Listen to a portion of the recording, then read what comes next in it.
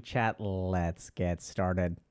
Welcome to another Healthy Gamer GG stream. My name is Alok Kanoja. Just a reminder that although I'm a psychiatrist, nothing we discuss on stream today is intended to be taken as medical advice. Everything is for educational or entertainment purposes only. If y'all have a concern or question, please go see a licensed professional and ask them. Strongly, strongly, strongly recommend it. So we're going to talk about that just for a hot second because I feel like people sometimes don't understand why this is a good idea. See, there's a lot of information on the internet, especially about things like health and mental health. And the problem with relying on that information to determine what is going on is like, there's a pretty famous meme about how WebMD will tell you that you have myeloma if you have a cold or something like that. Oh my God, I've got cancer. So the real value of seeing a professional is that you get something called differential diagnosis. So see, the practice of medicine is important not because like these 5 things mean you're depressed. Like those 5 things could lead to depression. And we'll talk about this today. But the whole point is that that constellation of symptoms can be caused by all kinds of things. So it's not about whether you check the boxes. See, if you come in and you say you have trouble getting out of bed every day and you can't concentrate and you feel sad all the time, people may say, oh, you have depression, you have major depressive disorder, but you could have bipolar disorder. You could have trauma. And teasing that stuff apart is really the real value of seeing a clinician, right? So they can help you understand where your problem comes from, actually diagnose what it is. And everyone on the internet seems to be concerned a lot with treatment. They're like, what do I do? Should I take testosterone? Should I take this kind of supplement? Should I do this? Should I do this? Should I lift? Should I do yoga? Should I do Tai Chi? Should I meditate? Start with diagnosis. That's the most important thing. See, everyone on the internet is chasing solutions without understanding the origin of their problems. And this is why everyone keeps chasing solutions. Because the internet offers tons and tons and tons of solutions. But which one is right for you? That's the hard part. So absolutely go see a mental health professional. We're going to be talking a lot about mental health today. We're going to be talking a lot about trauma today. And we have an announcement in a little bit. And so we really mean that, right? There's Dr. K, which is some guy who's talking to a screen. I'm speaking to the internet. I'm not speaking to you. So it behooves you. You deserve having someone in your life who is focused entirely on you. And I strongly recommend that you go find that person. Okay. So let us get started. So today we have an announcement, which we'll get to in a hot second. But before we get to that announcement, I'm going to just check in with chat and see how everybody's doing. Give me a second. Where are the rest of you? How do I... Okay. I wish it was my book. That is not the announcement today. He's speaking directly to me. So much suspense. Yeah, I think it's because, like many things at HG, we're just a touch scuffed. So let me just make sure that, okay, no, it is live. So we will get to it in a second. We just want to review a couple of community posts real quick before we get to the topic of trauma, okay? So let's get to, hi y'all. Okay, a second is over. All right, fine. Let me just do this real quick, okay? Real quick, as my daughter says. Let me do this real quick. All right. So, I watched 365 days of Dr. K videos. Have I actually changed my tribute to Dr. K and Healthy Gamer? Hey everyone. Oh, what the? No, how do I? Okay, there we go. Okay, we can do this. A 25-year-old thinker here. First off, I just want to express my deepest gratitude to all of you and the HG team. See, this is cool because they thank y'all as well. So good job, chat. Over a year ago, I poured my heart and soul into creating a mini documentary. It was a labor of love filled with not just metaphorical blood, sweat, and tears, but some real ones too. What did I do once it was ready to see the light of day? Did I share it with the world? Nope, because sharing would mean facing the possibility of failure. Good job. But I'm starting to think that just maybe that's perfectly okay. I hope that sharing this video now might offer someone out there the same kind of support these videos gave me, Journey Before Destination. That's I know it's big in Brandon Sanderson. So this person kind of made, let me fix this real quick, a video about like their kind of experience, and y'all can check it out. But I just wanted to watch a little bit of it with y'all. We'll watch like maybe a minute, okay? Gamer GG, knowing I'm not doing anything to improve my life. So sometimes there is content on the internet designed to help you improve your life. And do you know who makes content designed to help you improve your life? We do. Like it's one thing to start watching the right content. It's another thing to actually change your life.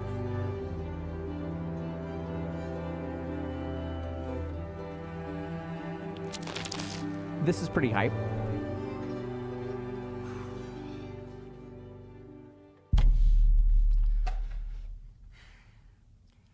I lost everything. This is a video that I've wanted to make for months, but unfortunately, between me getting the idea and me shooting this video, I've gone through more pain than I ever thought possible, but I'm still here. And I know that when I do come out of this, whenever that is, I'm going to be stronger than I ever have. I don't know if I'd be able to say that if 2 years ago I hadn't clicked on a single video by Dr. K. Since then, you read the title, it's been a mainstay in my life. But I haven't just watched 365, I've watched all 700 plus of videos. Imagine all of the cards in this deck are a video between like 20 and 2 hours. And let's just say I were to like try to show you visually, I would have to do that 17 more times just to show you in the air all the videos.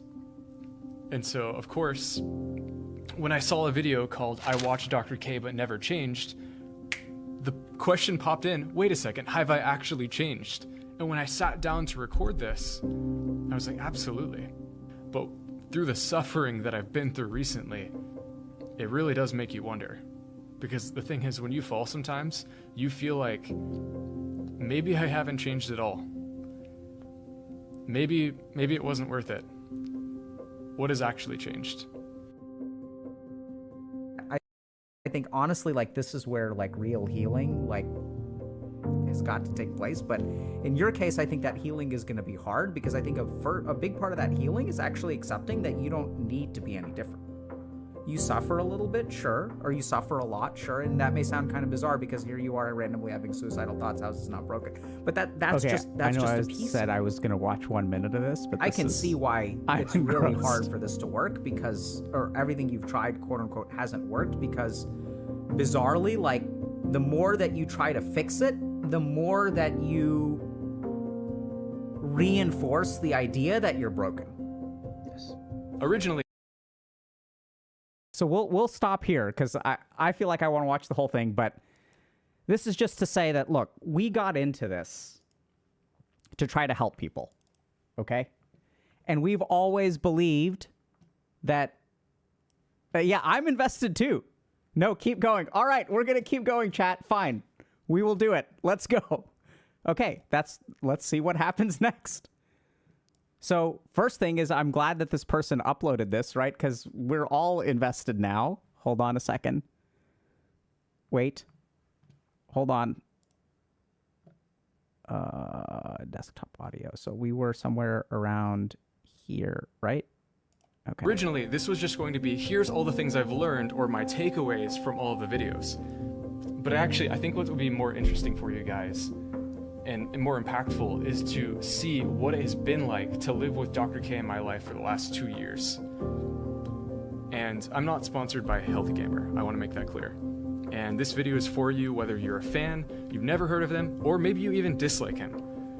But while this video is about whether it's changed my life, I also want to make it clear that regardless of that exploration, thank you from the bottom of my heart, because this has been one of the most positive things that I've watched in the last 2 years. And I meant when I said, I don't know if I would be here without this content.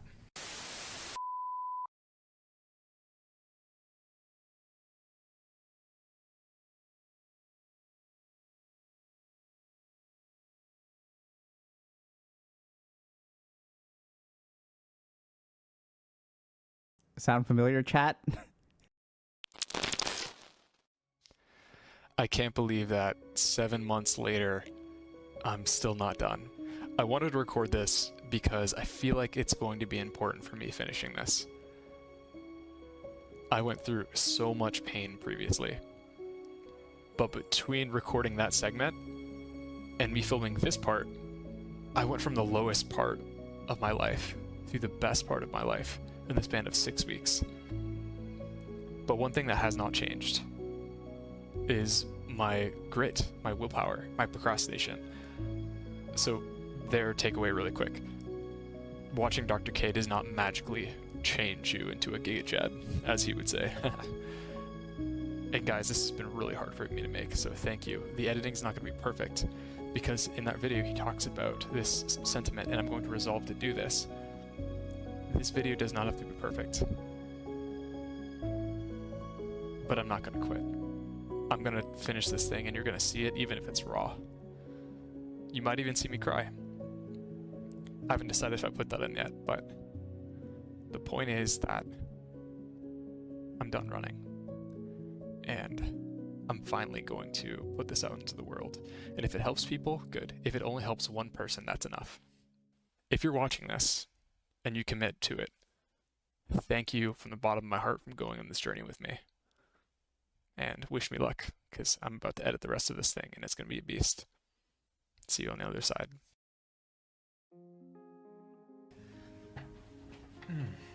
Alright, so let me set the stage. I was a student teacher on the island of Palau, in the middle of nowhere, no one around, kind of lonely, so I had a lot of time to watch YouTube.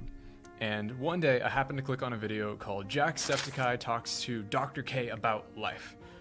And I clicked on it and was blown away. It was actually pretty heavy, and I think I understood it a little bit more later than I did originally, but it was so good that I kind of incorporated it into my routine going forward. So I'd make breakfast and then I'd just throw Dr. K on in the background. But what I didn't expect to happen was that I wasn't staying for the streamers anymore.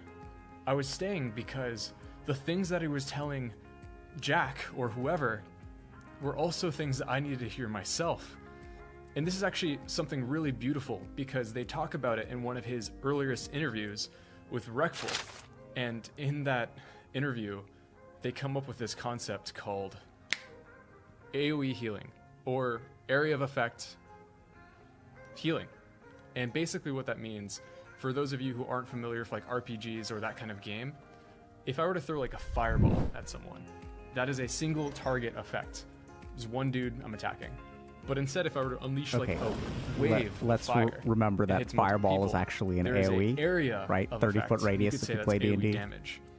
But basically what happened is during this conversation with Reckful, who's a streamer who struggled with depression and unfortunately lost that battle, which I'll address a little bit later.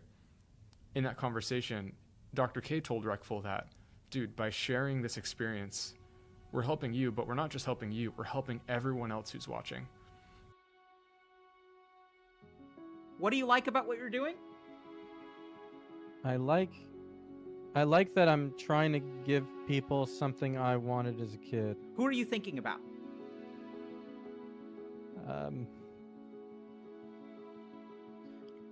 Just people haven't experienced what I did. Yeah. So I'll tell you, Reckful. Listen carefully now. Your depression, you're trying to cure the depression that is growing within kids out there today. You're trying to protect them from what happened to you. Yeah. How does that feel? That feels good. Yeah. Feels meaningful, yeah. Good is an understatement. It is vital. It is crucial. You must do this thing. Yeah, I agree with you, yeah. Yeah. When you're struggling, sometimes you feel like you're so alone. And so to see all of these other streamers talking about their stories, so one, you're not alone. Two, not only are these people experiencing it, but there's people that you look up to who are also going the exact same thing. And they all have their own stories. There's so many to cover. Like, Jacksepticeye talks about the loss of his father, finding his identity. Pokimane talks about self-love, insecurity, the pressure. Sweet Anita talks about her experience with just trauma and Tourette's. And there's so many other different stories that just cover a whole range of experiences and emotions. And finally, for those of us who consume a lot of content, oftentimes we feel like we know the answers. But when you're struggling sometimes, you don't just want answers. You want to know that there's someone else who's going through the same thing. In the suffering that I've experienced recently, sometimes I'll get sick of people just telling me, oh, do this and get better. This is the answer. It takes time. Healing takes time, bro. But to see a conversation with that topic explored has honestly been so helpful. So yeah, AoE healing. When you share your story, it also positively impacts the people around you. And even outside of context of a stream, how has it impacted my life? It's made me realize, wait a second, the suffering that I'm going through can actually be used to help other people. And so I don't have to hide what I'm going through. I can talk to people about it. And if my suffering can be the cause of someone's good, holy cow. So at the beginning of the video, I alluded to the fact that I had been through more pain than I ever thought possible. And we'll see if I actually share this in the video, but I wanted to clarify so I could practice what I preach and do that AoE healing. But essentially what happened to me is invested gang chat of the person I'd been dating for 6 years. And you know, things weren't perfect. But I thought, you know, we're gonna get married. We've been talking about it for so long. And so I bought a ring. And then the breakup happened, and it was sudden. Oh no. I had never been more distraught in my life because I just didn't lose a person. I lost a family. I lost a future. I lost plans. I lost community. I lost those friends. And there was a point where I got so depressed that like I was crying against like a bathroom wall. And I was like, all right, I have to stand up and like make my bed. But I couldn't. I had no reason to. The reason I share that is because like a few weeks later, days later even, one of my buddies went through a breakup as well. And suddenly people just around me started like going through this pain and I could relate.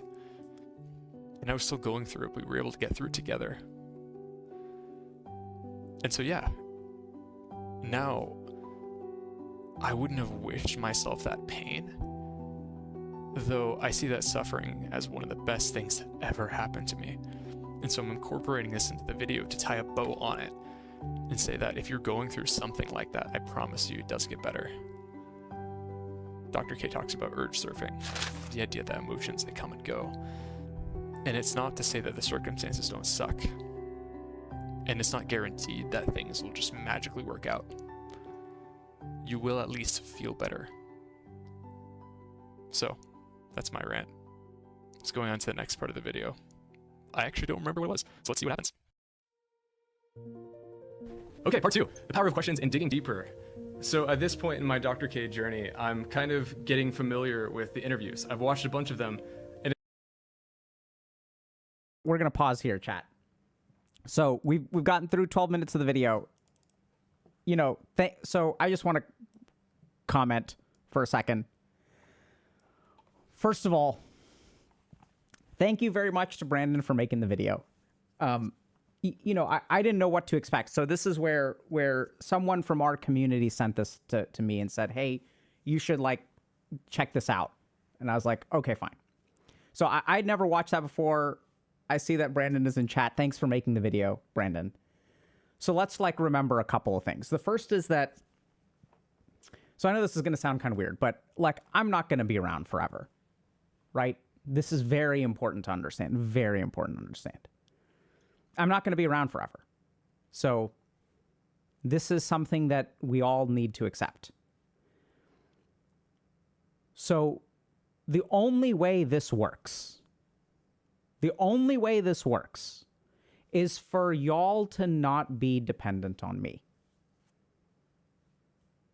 Right? This is the only way this works. So like in life, you can't depend on anyone else. This is the sad truth of life. Right? So are other people there? Or can you have faith in other people? Absolutely. But the real tragedy of life is that life is like, you're by yourself. I mean, sort of. This is turning bleaker than I expected it to. But like, so the only way this works is for y'all to pick up the torch. Right? And it's not that you're alone in life. I'm not saying that. But what I'm saying is that you can't count on anyone. This is important. Just because you can't count on anyone does not mean that you're alone. So this is the beauty of what we try to do here, right? Is that y'all can't rely on me. You really can't, because who knows what'll happen? Like, who knows? I don't know what'll happen. I don't know if some random freak accident will happen. The only way this works is if someone else picks up the torch. And the goal of this community is not to make y'all dependent on me, but to make you independent of me. The goal of this community is for you to grow into the person that the world needs you to be. And the goal of this community is for you to be what someone else needs. Now, this is very important to understand. They can't count on you, but you can do it. This is the only way to live life. This is the only solution that works, is for you to be what someone else needs, for you to be what you need yourself to be. Right? And so like, this is where I'm really thrilled that people have grown from being a part of this community. So I'm going to share with y'all some interesting data. So we're running about 7 research studies right now. Maybe a couple of them are finished. But one of the things that we saw that was kind of interesting is that over time, we looked at coaching outcomes 1 year ago versus 1 year later. Okay, we looked at 2 time points 2 years apart. And what we found is that our coaching program was getting worse. The percentage of improvement was declining. And so we got concerned because we were like, oh no, does this mean that coaching is like, was it a fluke? Does it not work? And the more that we looked at the data, we ran into something very, very interesting. The reason that people are improving less in coaching is because they are entering better. They're stronger when they start. And then we looked at the starting point 1 year ago, as measured by things like PROMIS scales of depression and anxiety, versus 1 year later. And we saw that the community as a whole seems to be healthier than it was 1 year ago. And that's when we made a really interesting discovery and or hypothesis that we literally had a conversation with a platform that we put content on, that we are beginning to detect a signal that simply watching content appears to, and we don't know because we haven't formally studied it, we're putting together a study on it, appears to improve like mental health outcomes by 10%. This is the change that we saw. So the hypothesis that we developed is, what's the difference between people 1 year ago and today? The difference is that people today watched 1 year of content and may have applied things to their lives, et cetera, et cetera, et cetera. So like, this is the only way this works, right? So like, I can't be savior to the world. I've never claimed to be a messiah. And for those of y'all that think that I'm a messiah, you're setting yourself up for disappointment and you're placing an impossible burden on my shoulders because I'm not the messiah. Simple, right? But this is what's awesome about this. Like, we started this now 5 years ago. 5 years ago was my first stream. We've been here for 5 years. And it's beautiful to see that some people have been helped by us, right? So I strongly encourage y'all to check out the rest of Brandon's video. Strong work to Brandon for making it, and a message to everyone else out there. So I want y'all to pay attention to one thing that Brandon did, which is that he attached himself to the action and not the outcome. So I saw when I first clicked on his channel, he had 37 subscribers. Now he's got 41. Right? So within like, I don't know how many minutes, but he's increased his subscriber count by 10% in like 5 minutes. Oh my God, look at the outcomes there. But you can't accept that. You can't expect that. What is Lisan al-Gaib? I don't know what that means. But anyway. Oh, Muad'Dib? Okay. All right. Yes, I am actually secretly the incarnation of the Fremen people. I'm the leader of the Fremen. But that's our tribe. I guess we're the tribe of HG. So look, y'all, so couple of things. Just remember that, you know, we're here to support each other. I'm grateful to all of y'all who do all the work that you do. I don't know if y'all know this, but I am a lurker on our own subreddit, right? And thankfully, so far, no one has figured out how to tag me with Dr. K, so my username doesn't look like Dr. K, and don't spoil it, everyone. If you know what my username is, don't tell anyone. So I lurk on our subreddit, and it's really beautiful to see like what people accomplish. Like y'all helping each other is awesome. I mean, sometimes, honestly, the reason that I don't respond to some of the posts is because the answers that y'all come up with are better than the ones that I come up with. The reason that I don't spend quite as much time on the Discord is, first of all, I'm not allowed to. Just poor mods. But secondly, like y'all are all doing great work there, right? And this is what we did. Like, I can't, so, you know, I had this idea, crazy idea. See, as a psychiatrist, I can help people. But the real goal is I kind of like adopt a 4X strategic approach of like early expand, right? So I don't know if you guys play like RTSs or 4Xs when like, if you expand early, like it increases exponentially, like your power curve, if you can get away with it. Right, so I had an option as a psychiatrist. I could sit in my office and work with one person at a time, or I could rapid expand.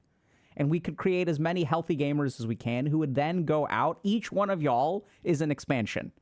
Each one of y'all is a CC, or like second town, or third town, or fourth town. And then y'all will go and create impact in the world. There's a ripple effect. There's an exponential ripple effect.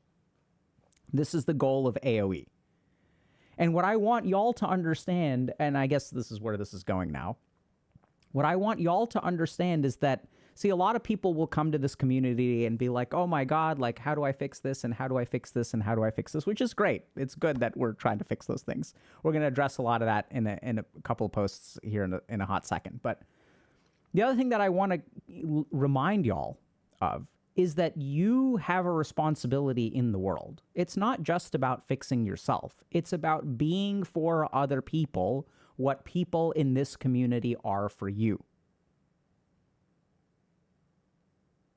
Right? So we get so caught up in our own lives that we don't realize the impact we can have on other people. And the really crazy thing is it is way easier to have a powerful impact on someone else's life than it is to have a powerful impact on your life. It's way easier to accomplish so much more in someone else's life from 1 hour of tutoring than it is in 1 hour of studying in your own life. This is the crazy thing about the world, is that helping another person is almost always more efficient than helping yourself. And this is the thing that people get so caught up in terms of independence and, you know, my rights and I'm entitled to this and I'm not responsible for anyone else. And that's right. But like the crazy thing is you can help someone so much more. Help is almost always worth more than what you invest in it. Now, there are some downsides to this, which we'll get to, like we're going to talk about trauma today. And so you can get into some bad patterns where people take advantage of your help and things like that. But just recognize that even in your own life, if you're struggling in some way, you can have a profound impact in someone else's life without doing much. See, let's understand this very clearly. How much have I worked? So I've been doing this for 5 years. Right? So I try to help people for 5 years. So let's say I put in 40 to 60 hours a week for 5 years. That's about 2,000 hours a year, over the course of 5 years. So I've been doing this for about 10,000 hours. Have I created more than 10,000 hours of benefit in the world? I think so, right? I think that's a very clear. Arguably, we have over 2 million subscribers on YouTube. We've got about 700,000 followers on Twitch. And so I think you can easily make an argument that we've provided 1 million hours of help. And that's, I mean, it's exponential. Helping other people, the AOE effect is exponential. And so by all means, I'm here to help you. Okay? I'm going to continue to do that. We're going to talk a little bit about how we're going to do that in a second. But just because I'm here, I'm going to help you, and there's going to be a 10x fold improvement on your end. Hopefully, that's what we're striving for. And at the same time, I want you to go and help someone else, because there will be a 10x fold improvement in their lives. That's the way that this works, right? That's the beautiful thing. When you gank another lane, you can save a game, and all it takes is like 60 seconds of your time. A 60-second rotation can alter the course of another person's entire game. See, video games... See, everyone's like, oh my God, Dr. K, do you have a reading list? What should I read if I want to learn about this? Tell me where all the deep philosophy is. Tell me where all the deep answers are. All the yogic books and all that stuff. Right? Recently, I've had a couple of good things. Let me see if I can find it. I got a book recently. This one's pretty good. The Rutledge Handbook of Philosophy of Skill and Expertise. Honestly, I wouldn't recommend it. It's not that great. It's okay. But if you guys really want to learn everything there is to learn about life, just pay attention to gaming. Play more video games. But play them with awareness, because all the lessons are there. All the lessons are there. All you need to know is if you can consistently do well in your video games, you can learn everything you need to apply to your own life. Okay? All right. So we have one other. So now we're going to come to our announcement. Okay?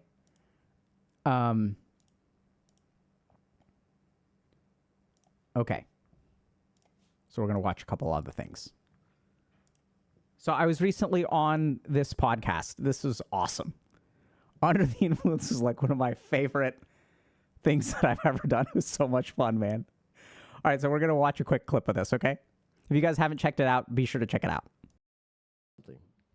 Yeah, it's a great point. So like we just filmed a guide to trauma where I think you should absolutely watch it. I would love to, yeah. So let's understand a couple things. So when you grow up in an unhealthy environment, you have to compensate in order to survive or excel. Mm-hmm. So like then what happens is that you learn that this compensation is the way to find balance. So if I'm at like a negative 100, I have to amp things up by 100 points to get back to 0. And then once you leave the traumatic environment, the only thing that what you equate with moving forward is amping things up to 100. So then what happens? This feels a little bit too much to me like that whole, what's that? This is just weird, man. Where is that? Oh my God, dude, I can't find that meme of, okay, this is what I get for using.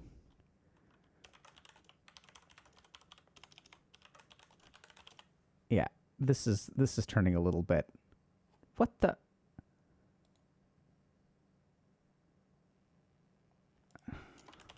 Sorry, chat. There we go. This is turning a little bit too much into this business over here. This is too much, chat. I can't handle it anymore. I really can't stand the sound of my voice. In all seriousness. Okay, we're going to watch one more thing, I guess, because I've never seen this before either, okay?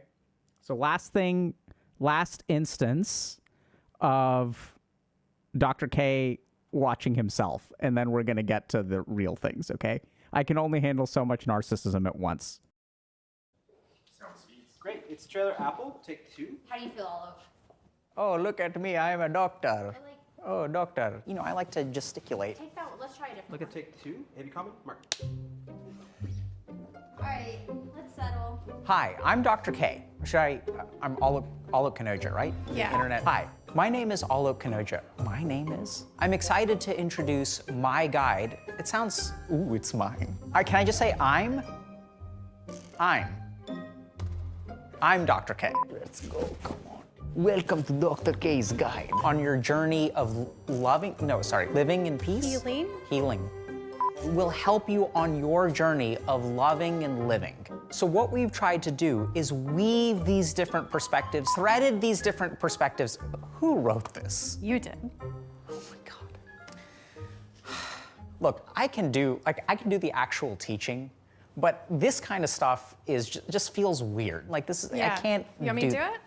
Yeah, go for it. Okay, I got you. You want to try? Give it a shot. I got you. All yours. You guys have her now. Hey guys, I want to tell you a little bit about the latest addition to Dr. K's Guide to Mental Health.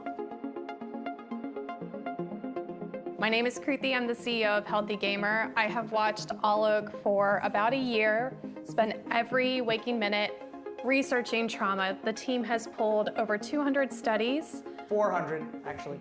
400 studies. Trauma is the missing link, I think, for this community. We've been lucky enough to support thousands of mental health journeys all over the internet.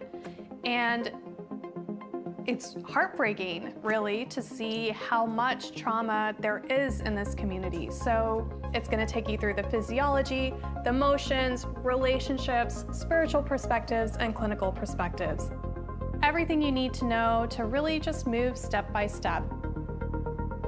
It's really such a privilege to be able to get to do this with and for you guys. It's made with a lot of love. I really hope it helps. All the information you need is in the links below. Thanks. Nice. That is so much better. Right? That was really good. Let's cut.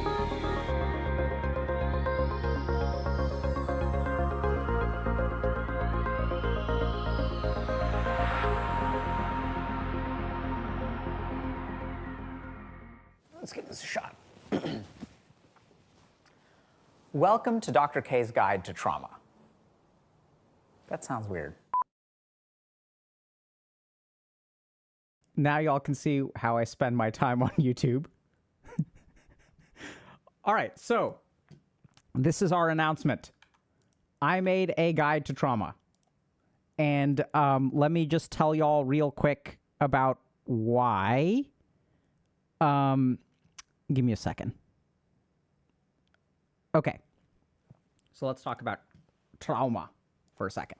So why did I make a guide to trauma? So first of all, I love streaming. I love hanging out with y'all. I love doing this kind of stuff. This is great. This is so much fun. And the problem is that when we make content on the internet, people tend to have a slightly shorter attention span. People are kind of coming in and out. And then it's very difficult to integrate practices, exercises, etc. with the information. This is why we made guides, because people ask us these questions over and over and over again. We always get the same question, which is fine, right? So we wanted to create certain resources that you could go from start to finish on the guide, right? So that's why we made it. So I held a trauma workshop, which sold out basically in 24 hours. And the trauma workshop, the people who were in the trauma workshop said this is one of the most awesome things that we've been a part of. From our perspective, it was incredibly successful. We got overwhelmingly positive feedback. And so then the natural thing is like, okay, let's do another one. And we may do that at some point. But what we really discovered was that the need for people, this perspective on trauma, which we'll talk a little bit about, it seemed to be very helpful to people. So I'm going to kind of give y'all a quick overview, and then we're going to talk about a couple of posts, and we'll lay this stuff out for y'all, okay? So the guide has, so first thing to understand is that trauma is like way more common than we think it is. So if you look at the research on trauma, basically there's like a really interesting direction that the research takes. So the first version of trauma that we kind of discovered was something called shell shock, which was something that we discovered around World War I. I mean, there's older historical stuff, but let's just start with shell shock. So people noticed that, okay, soldiers coming back from World War I were like, had all these weird symptoms. They basically had PTSD. And so doctors at the time were like, okay, this is called shell shock because they were in trenches and a bomb blew up near them and it like concussed their brain, which is why they're struggling right now. And then World War II rolled around, and then we noticed that, okay, people are having these symptoms even though an explosion did not happen near them. Okay, so now shell shock doesn't require an actual explosion. It seems that if you're exposed to some kind of gruesome stuff in combat, you can get PTSD. Fair enough. And then as we developed this clinical entity, clinicians started noticing that, hold on a second, like I'm seeing this constellation of symptoms in people who have never been in a combat situation. And then we started to see that, oh, okay, these people were physically abused. Now I understand. So they weren't in a combat situation, but they were physically abused growing up. Now this makes sense. And then we started to see this pattern in people who were not physically abused. And then we got even more confused. And we're like, what's happening here? Oh, there's emotional abuse. And then eventually we had a section of research that started to develop on adverse childhood experiences. So we discovered that trauma can be caused by all kinds of things, and that 60% of the population has at least one adverse childhood experience. People who have 4 adverse childhood experiences, this can be everything from having an abusive parent to having parents go through divorce to even moving a lot as a child, right? Where you have to find new friends all the time and things like that. You have to leave your old friends behind. You're always the new kid. If you have 4 adverse childhood experiences, the risk for a mood disorder increases drastically. So there are even theories now where we had a guy named Mark Horowitz on stream a couple months ago, brilliant dude, who was sort of saying, he published a paper in Molecular Psychiatry saying that the neurochemical imbalance hypothesis of depression is false. So when you ask him, he's like, it's not a serotonin imbalance. This is something that was propagated by Big Pharma. He says that basically major depressive disorder and bipolar disorder are more likely to be linked to trauma early in childhood, et cetera, et cetera. This is his belief, okay? I think there's some evidence of that. So what we're sort of what we discovered is that trauma is way, way, way more common than we realized. And let's understand why. So trauma is the only, in my opinion, mental illness that is not a malfunction. It's the only mental illness that is an adaptation. This is why it's so common. So this is something that's very important to understand. See, when we go through an experience, our brain, our body, our physiology, our mind, everything adapts to survive. The problem is that the lessons that we learn when we are facing terrible situations allow us to survive that situation, adapt to that situation, but become maladaptive later in life. This is what trauma is. It is an adaptation that becomes a maladaptation. It's not a malfunction. It is a lesson that no longer applies. So for those of y'all that are high rank in a particular video game, you will understand this when you see low rank players playing games, because they develop adaptations that work at their rank, which are fucking dumb. So for those of y'all that play Dota 2, this is like first item Midas on a support. I don't know what the equivalent is in the game of your choice. Right? Maybe it's a 6-pool Zergling Rush or whatever. There's just crap that works in crappy situations that stops working the more advanced you get. And this is what trauma is. It is an adaptation that becomes a maladaptation. And so what we've tried to do, what I saw in this community more than anything else was trauma, trauma, trauma, trauma, trauma. I saw it at the root of so many different things that we discuss. And so even the approach to, I would say 50 to 80% of the content that we make, the lectures I put together, are actually from a trauma lens. It's about helping y'all understand how you became the way that you are. We have to understand the road that got you here in order to understand the road that gets you out. This is what the trauma guide is for. It outlines this step by step. And I got super excited about the guide because for me, something clicked. So the thing that was really frustrating for me and confusing for a lot of people is everyone wonders, what's the problem? And I know that's a weird question, but I mean, like, okay, I'm depressed. Does that mean I need to eat differently? Does this mean I need to exercise? Should I meditate? Should I go to therapy? Should I take medication? See, if you look at the world right now, everyone offers so many different solutions, but which solution is right? Which one should I do? And we all say, so we don't use this word often on purpose because it's such a charged word. I hate the connotations of this word. Holistic. What the fuck does that even mean? And, oh, we take a whole body perspective. We take a holistic perspective. Everyone else, they take a, but I'm holistic. Holistic just means you charge 20% more for whatever you offer. And people feel good about themselves. But here's the challenge, right? What should I do? Do I need to see a dating coach, or do I need testosterone injections? Should I lift more or see a therapist? Should I meditate or go to India to find myself for a month? Everyone has all of these answers.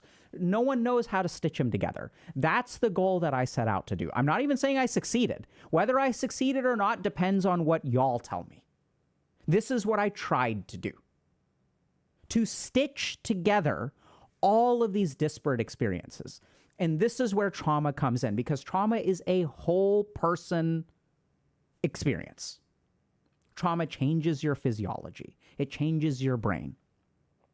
Once your physiology has been altered with something like hypervigilance, where you become hypersensitive to stimuli, once a benign normal stimulus triggers a adrenaline response and launches you into a panic attack, the life that you live changes. Now you can't socialize like regular people because you're getting triggered and your adrenaline is pumping through your body. Your heart rate is elevated. Your blood pressure is very high. Your thoughts are you're not focused on empathy. You can't pay attention. You're not having a good time. This impacts your ability to socialize, creates social isolation, which then cascades down into different effects.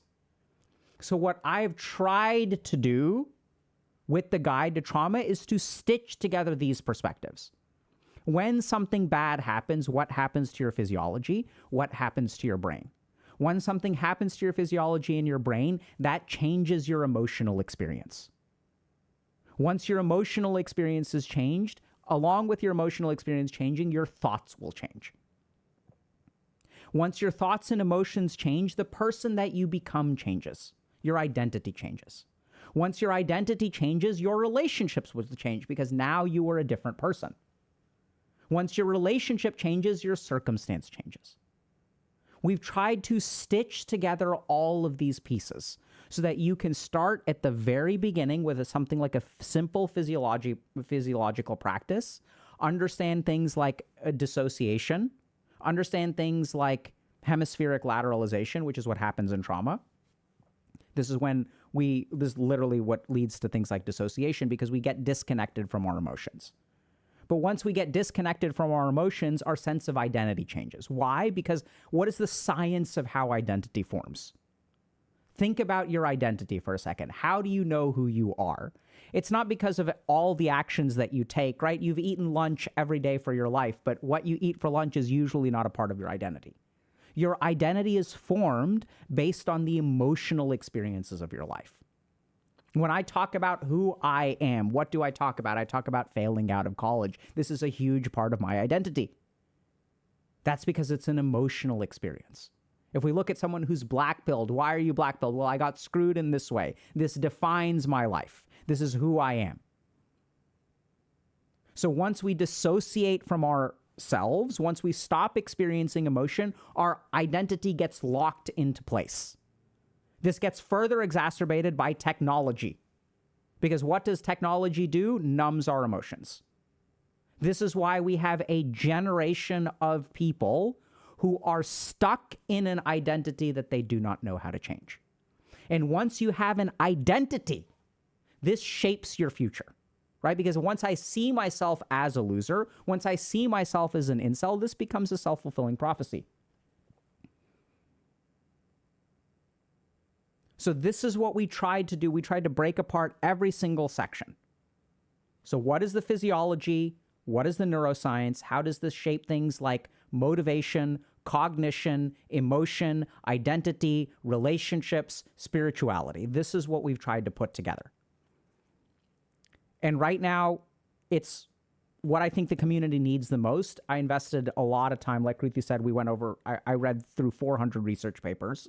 And there's a whole team here at HG that helped put this together.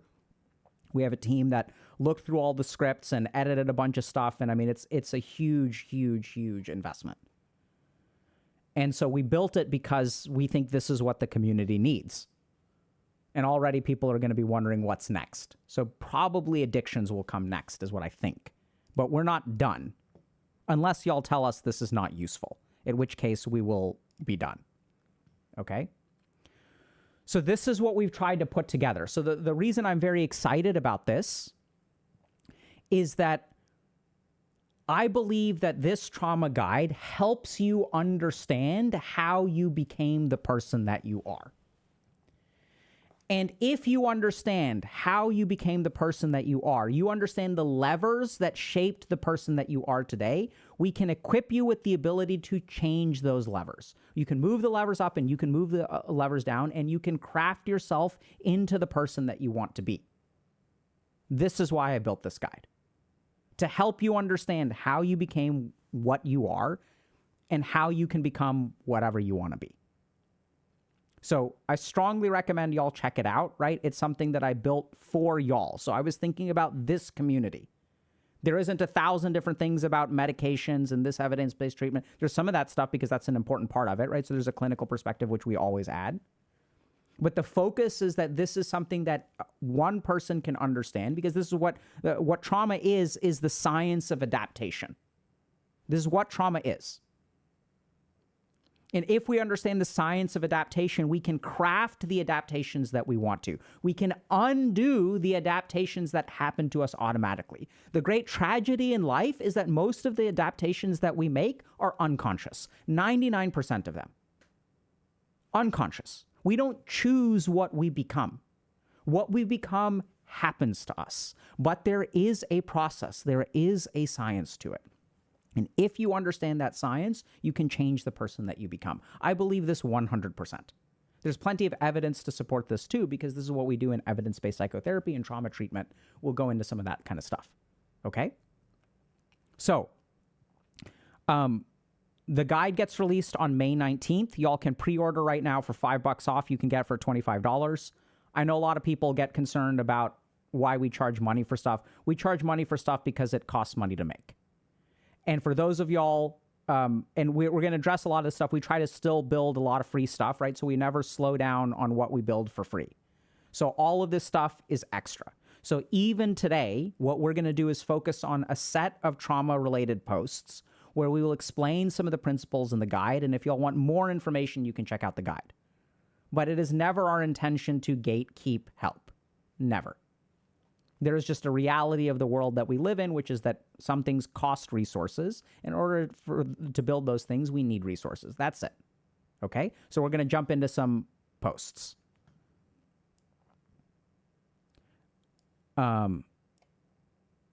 Okay, so thank y'all for some people are saying that the price is $30. There should be a pre-order right now, but thank y'all for letting us know. I'm sure our team will look into that. Okay, so let's get to posts. Back to vibing, chat. Let's go. Okay. Having trauma feels so cringe sometimes, like, oh, look at me. Look at my mom was mean when I was little, and it's going to continue to affect me and all my relationships, and oh, for the rest of my life. Ah. Yeah, so this is exactly what I'm talking about. So see, this is what we need to understand about trauma. We think about events as temporary. Okay? So like the effective events we generally think of as temporary. Like if I'm on a shitty flight to somewhere, then as long as I'm on the flight, I'm suffering. But once the event is over, the suffering should go away. Right?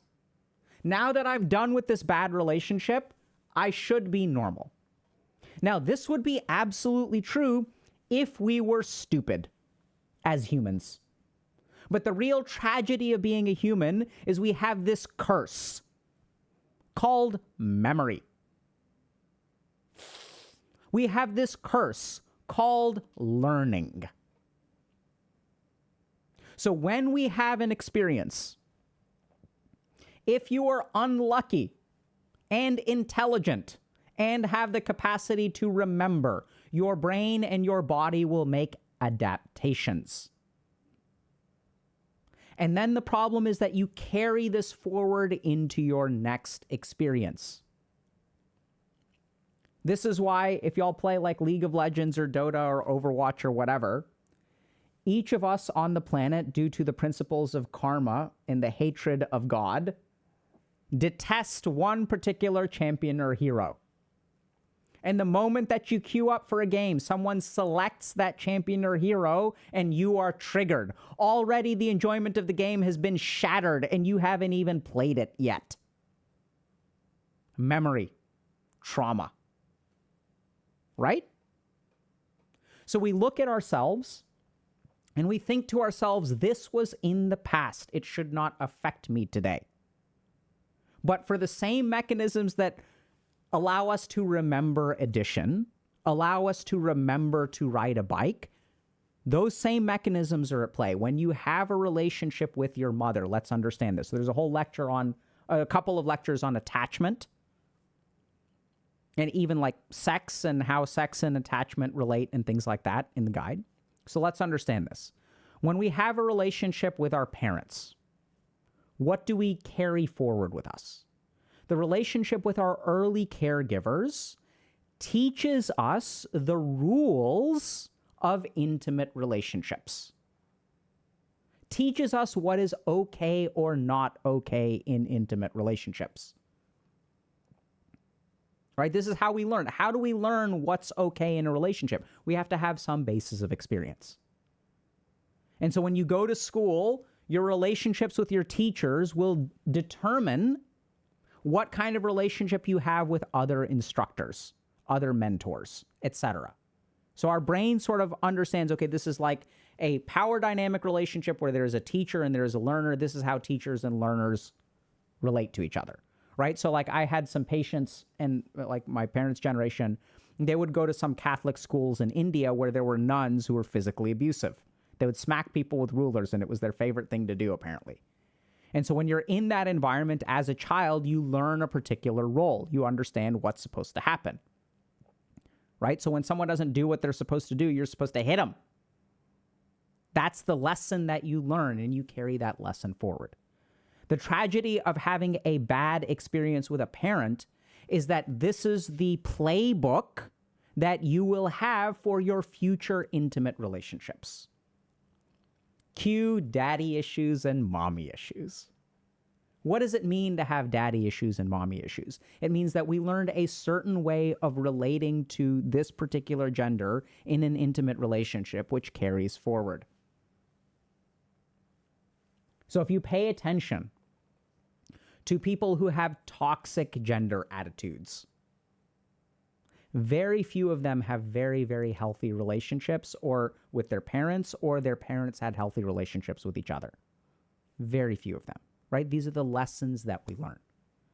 And then the real tragedy is that we go on beating ourselves up because we look at other people who are able to move past things. And let's understand why you can't move past trauma.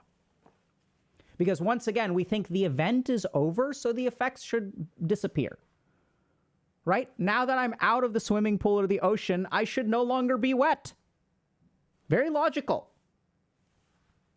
The problem, once again, is that the body remembers. The problem is that there are epigenetic changes. What is an epigenetic change? See, our DNA usually does not change very much over the course of our life. But which parts of our DNA get activated, the threshold to turn on some genetic machinery absolutely changes.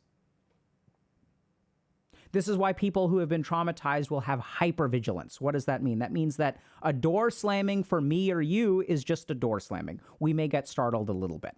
But someone else, literally the way that their genetic transcription has changed will make a slamming door feel like impending doom. So the reason that we can't put trauma behind us is because it literally edits the source code of our body and edits the source code of our mind. And this is why it doesn't fix itself, because most of the time we're only in read-only mode. This is very important to understand. What puts us into edit mode? Powerful emotions and experiences. The more powerful the emotion, the more transformative it is. This is when the brain goes into edit mode. It's not only now we can edit things. And the real tragedy of trauma when you're growing up is that your brain is in edit mode, but what are you editing? Are you editing good things or are you editing bad things? No, we have all this beautiful code and we're just going in there and we're just...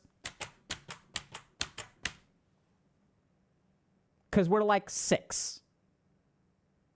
And then this lingers and carries with us, shapes our future because of the way that our genes have been activated, the way our physiology works, even the changes in our brain.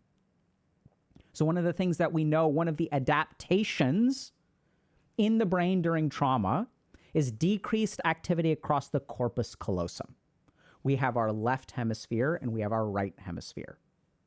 And in the middle, we have this thing called the corpus callosum that connects the two hemispheres. The right brain is where we experience a lot of emotions. The left brain is where we experience a lot of analysis. We enter flow states when these two things are talking to each other, when we have a whole brain involvement. In trauma, we separate these two things because there are too many powerful emotions. We can't handle it, so we need to shut it off. So we get into things like dissociation and depersonalization, where you feel disconnected from your life. What is disconnected? You can still smell, you can still see, you can still think. What's disconnected? Emotions. You can taste, but there's no pleasure. You can detect that there is food in your mouth, but there's no deliciousness. The good news is that there's also no bitterness. You can see that you are being hurt, but there's no suffering. Now we've run into a problem, though. Because in order to protect ourselves from suffering, we have decreased activity across the corpus callosum. So when we numb ourselves to the suffering of life, we also segregate ourselves from the joy of life. And this is the problem in trauma. In order to survive, you have to sacrifice joy. And then how are you supposed to live? This is what we want to help you do. And therapy works wonders too, by the way. Okay? Let's move on.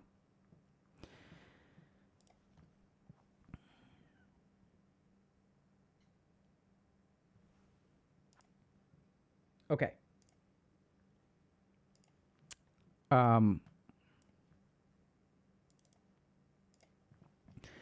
Does anyone else feel like they use their trauma for attention? I struggle with letting people in and making friends due to my abandonment issues.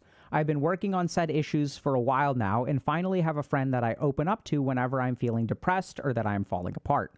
My issue is that when my friend gives me more attention than they usually do whenever I start falling apart, I start to feel guilty about it for 2 reasons.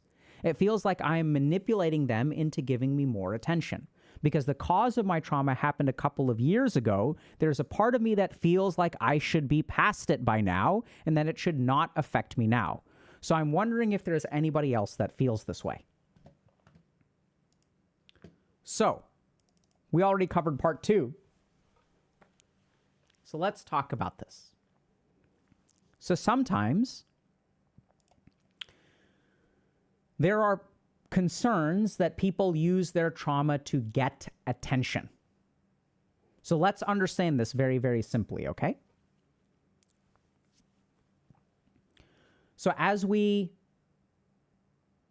demonstrate that we are hurting, we signal to another human being, I'm hurting. And then the human being does what a compassionate human being does, which is, if you are hurting, let me give you more attention. Now let's pause for a second and understand what are the different ways in which we can respond to someone caring for us when we are experiencing pain. So if I'm hurting and someone comes to me and says, hey, are you okay? What are the different things that I could feel? I could feel gratitude towards this person. I could feel safety. I could feel relieved. I could also feel like they deserve to be helping someone else. I could feel guilt that I can't handle this on my own. I could feel pathetic that I need this person's help anyway. I can have a whole range of responses. So what determines which response I have? Which response I was conditioned to have. This is very important to understand. So it is very common for people who have a history of trauma to feel guilty, to feel like you are manipulating them into giving me more attention. This is what people feel all the time. The question is why? Where does this come from? It's very simple. See, there's a group of people. I mean, I'm oversimplifying here, right? So it's worthwhile to go see a clinician. But this is the pattern I've observed as a doctor working with these people. And I will ask them one very simple question. When you were hurting as a child, what was the response that you got? What was the lesson that you were taught?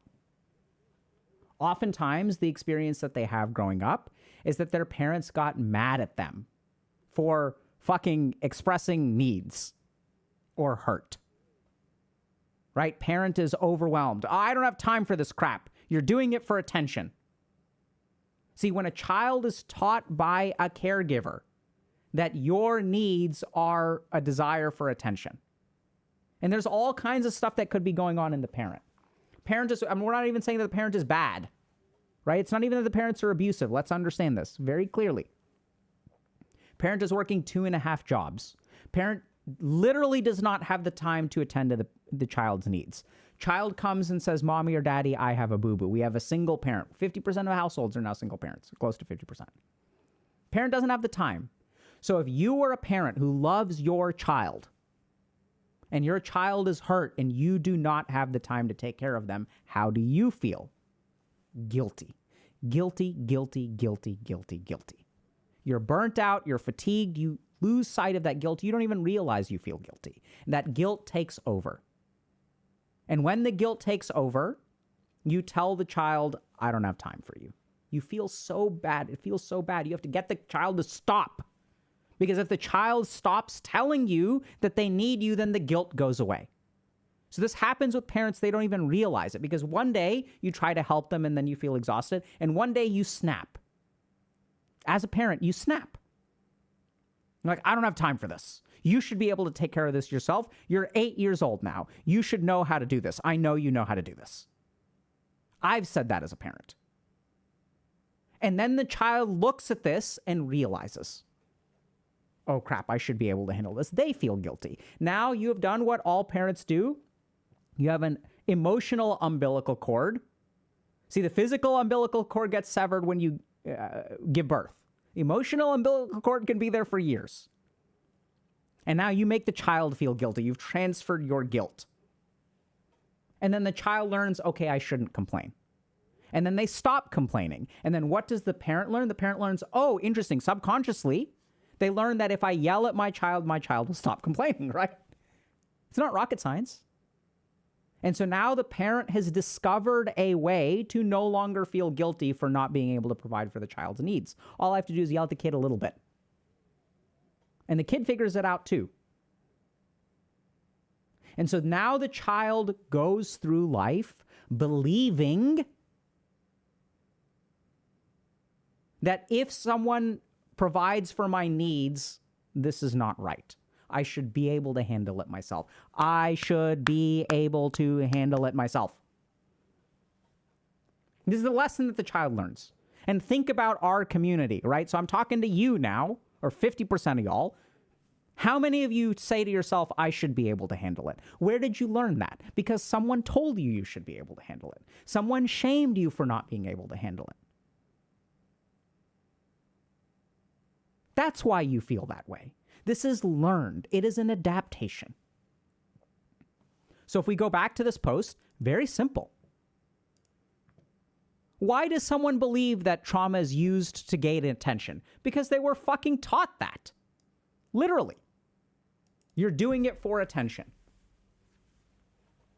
Right? Kids get stomach aches. Oh, he's doing it for attention. Kids feel sick. He's doing it for attention. He's crying. That little kid, he's doing it for attention. This is why we feel this way. This is the adaptation. This is exactly what I'm talking about. Does it make sense now? You were taught that having needs is a cry for attention instead of having needs. Very simple. So this must be unwired. Right? There are a couple of things that we can do to unwire it. First thing to do is go back to the source of where you learned this lesson. And this is what therapists are very good at, right? So I think therapy is the right thing to do here. So coaching can help some, but I would honestly recommend therapy in this case, not coaching. You can do things like journaling or whatnot, but really go back to the root of where did you learn that asking for help is manipulating? Where did you learn that you don't deserve help? Where did you learn that you should be able to handle it yourself? And then once you go back to that time, there'll be some emotions there. You want to digest those emotions. We've talked about that a fair amount. We go into a lot of different techniques and meditations and all that good stuff in the guide, like we always do. The second thing that you can do is notice it in the present. So anytime you notice something, the power of that thing disappears. The emotionality of it disappears. Now, you may be kind of confused by that, but let's understand this. See, a joke is funny until I dissect it, right? A magic trick is magical until I dissect it. So the emotional impact of a thing only happens when we are unaware. The moment that we dissect something, the moment that we become aware of something, the moment that you realize this person is trying to manipulate me, then you become resistant to the manipulation. Who is the easiest person to manipulate? The gullible person, because they have no awareness. Literally, what does gullible mean? Easy to manipulate. What is the nature of a gullible person? Someone who is unaware, who trusts too much. So awareness in the present of this kind of thing, all you have to do is acknowledge in this moment, now I'm feeling embarrassed for needing someone's help. Wow, there it is again. There's that little kid, right? So we've talked about this in different interviews and things like that, right? Where we teach people how to talk to themselves. And this is what, if y'all really need help with, therapy is good. Tops. Okay? So notice it in the present. As you notice it, it will be dissolved a little bit. The more you notice, the more dissolved it gets. We're just dissecting the joke, right? In the case of a joke, it screws it up because we want that kind of thing. But in the case of something like a trauma response, we want to digest it. We want it to be gone. Okay? All right.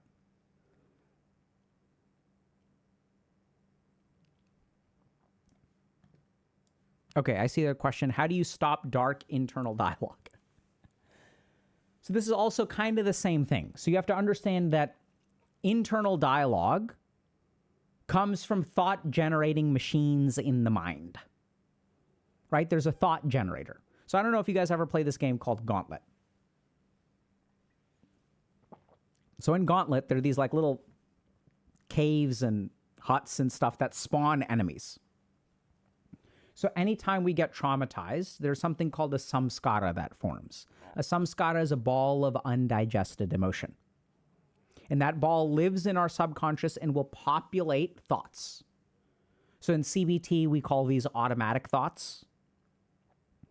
We can call them, their core beliefs lead to automatic thoughts. What is a core belief? It is something that is in your subconscious that generates thoughts. Like a vent that is bubbling up air in the ocean. As long as the vent is there, the bubbles will come up. And usually to close the vent, we can digest that emotion. So you can use the same technique for dark internal thoughts. The first is to recognize the origin of those thoughts. When did I learn this truth? Don't worry about whether it's true or not. See, this is where a lot of people get tripped up with negative self-beliefs. They try to argue themselves out of them. So this is just dealing with what comes through the portal. It's not closing the portal. There's a portal to an outer plane in which demons are trickling out of. And here we are, aggroing the demons and defeating the demons one at a time. If we really want to fix this problem, we have to close the portal. And where was the portal opened up? See, when you were happy, the portal wasn't there. So literally, some kind of event creates the portal, right? There's happy you and there's unhappy you. And these dark, negative internal thoughts are unhappy you. You weren't always like this. There's something that taught you these thoughts. So go back to that event, which is usually an undigested emotional event, and work through that. As you work through that, the portal will start to close. The second thing that we can do is, once again, observe the thoughts in the present. My mind is thinking this again. The other problem that we have with dark internal thoughts is that we engage with them. We fight them. We try to conquer them. But the problem with trying to conquer them is that sometimes it can work, and sometimes it can even fix the problem. But usually we kind of get exhausted from that combat, and then eventually they'll start to trickle out. Or something will go well in your life for a few months, and then some negative event will happen, which will turn on the portal again. So just observe the action of your mind. See, anytime we engage with our mind, the mind trickles forward. So I'll give you all a simple example, right?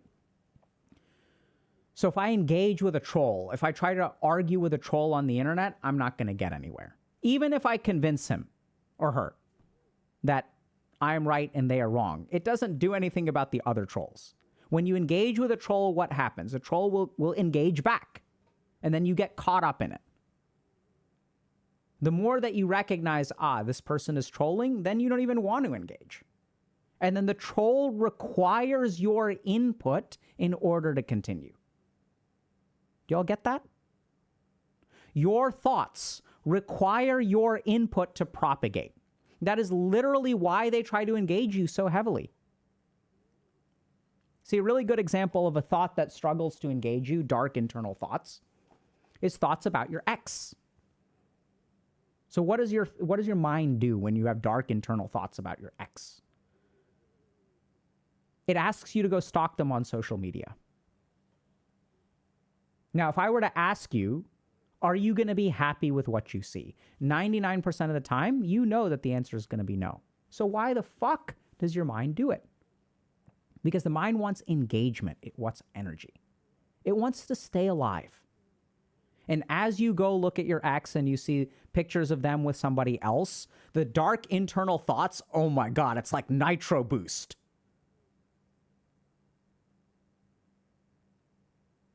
You punish yourself. Why? Look at what's happening. Look at what's being reinforced. It gives the thoughts more energy, and now they have more stuff to work with.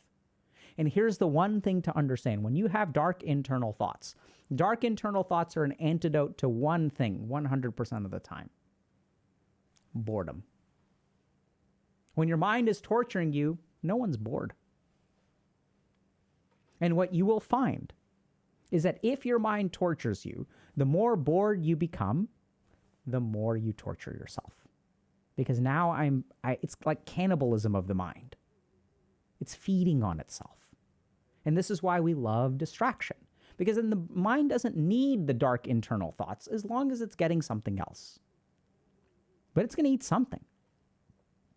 So observe all of these patterns, and the patterns in the mind will start to diminish. This is what the yogic perspective says. See, a troll needs you to survive. They don't have, literally, what is a definition of a troll? A troll is someone who engages with other people in bad faith. You can't be like on a desert island trolling anything. You literally can't, right? The definition of a troll requires an object of engagement, and your mind is the same way. Okay. Let's move on.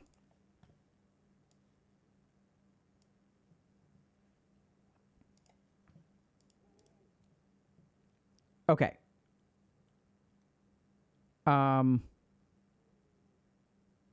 Okay, this looks like a meme. What other symptoms of trauma do you have? Which one is the most difficult to deal with? Okay. Awful time travel. Can I sit against the wall? Triggered by random stuff. You scared me. I don't know why I'm crying again. Please no yell. Get overwhelmed. Goodbye. No sleep. Did I make everything up? Yeah, so this is the thing where, like, literally this is why we made the guide. So we go through each of these things in detail with, like, at least one lecture. Right? So why do we have piles of emotion that prop up at random times? How does suppressed emotions work? We already talked about hemispheric lateralization. Did I make everything up? What are the ways that your mind interprets information? Why do you have to sit against a wall to feel safe? We talk about all of this kind of stuff. So we're not going to go into too much detail because this would take you hours. Okay. Does it mean I have PTSD if I resonate with all of the above? Okay. Flight, workaholic, overthinker, anxiety, panic, OCD, difficulty sitting still, perfectionist, anger outbursts, controlling, the bully, narcissistic, explosive behavior, freeze, difficulty making decisions, stuck, dissociation, isolating, numb, fawn, people pleaser, lack of identity, no boundaries, overwhelmed, codependent. If you have these kinds of things, does it mean you have PTSD? No. So let's understand something, okay? There are the ways in which trauma shapes you, and there's PTSD. Those are two different things. So when we look at people and we say 60% of people have adverse childhood experiences and have been shaped by trauma in some way, that doesn't mean everyone has PTSD. PTSD is a very specific clinical disorder. Post-traumatic stress disorder is characterized by a certain set of symptoms that are impairing. The reason that psychotherapy is so helpful for all of these different problems is because we understand in the field of psychotherapy, there is an assumption of a traumatic approach. This is why we talk about your past. What do we do in psychotherapy? We understand that your past events in your past will shape your present outlook and will also determine your future. But in order to change that, we need to change our present outlook. When it comes to the trauma guide, we address a lot of these different things, once again, in a lot of detail. So I'll give you all just a couple of examples, okay? But literally, like, we made a whole guide about this. And so then it becomes hard to, to do it justice, we needed to go through the guide. So the first thing is, let's talk about fawn. People pleaser, lack of identity. Hold on a second. Let me see if I can figure this out. I'm going to ask, can I get a link? I wonder, do I have access to the guide? I'm going to see something real quick because I want to just show y'all. One second.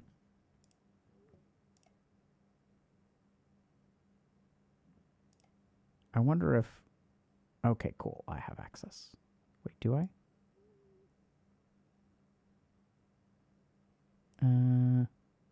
Oh, it's not released yet. Fuck. GG.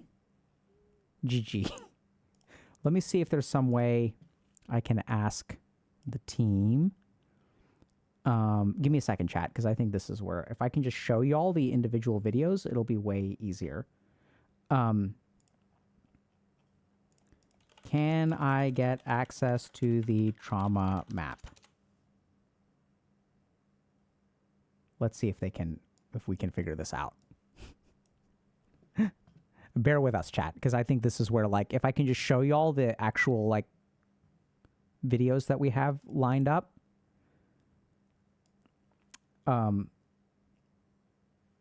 Then I will show y'all how we actually have videos about each of these things.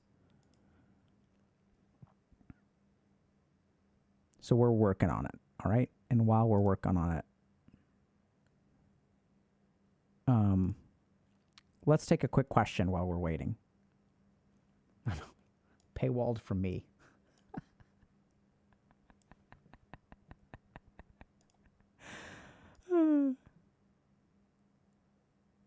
Yeah, so I was thinking about using the announcement vid. It's a great idea. I just wanted to, All right, we're working on it.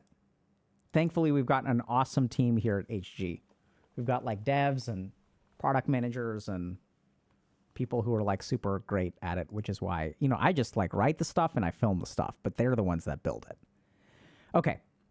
We'll come back to that, okay? Okay, so let's take a look at something else while we're waiting. Okay, here we go. Nope, we got it. We got it, chat. Look at that, dude. Fucking so responsive. PogChamps. www.pogchamps.com.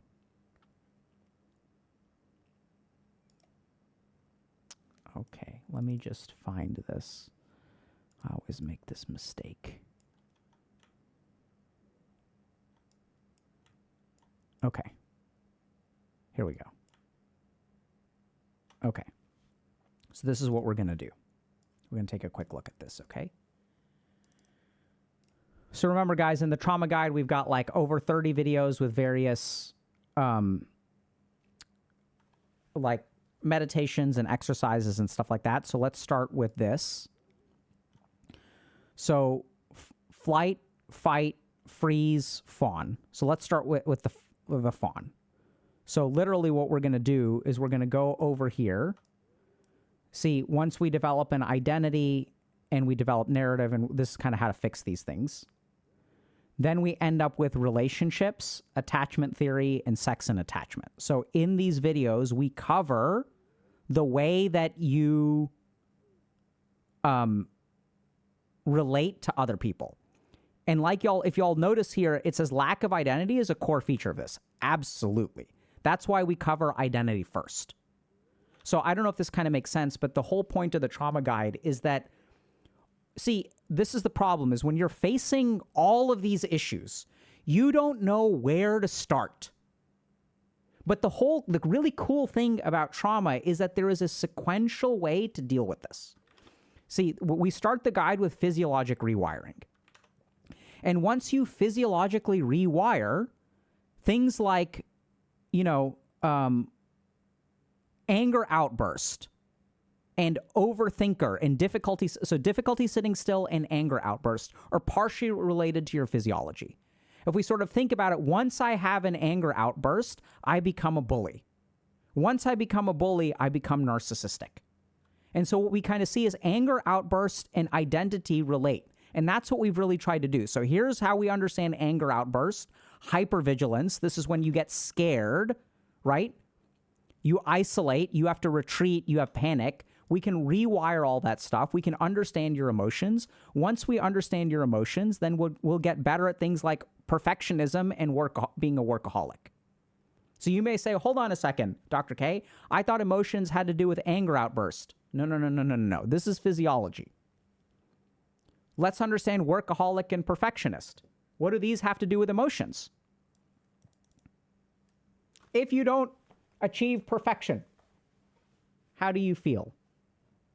Not good enough, ashamed, guilty. See, these are emotions. Perfectionism is a strategy to protect yourself from negative emotions. Which negative emotions? Being unloved. Why do you want to be perfectionistic in your relationship? Because then they'll stay.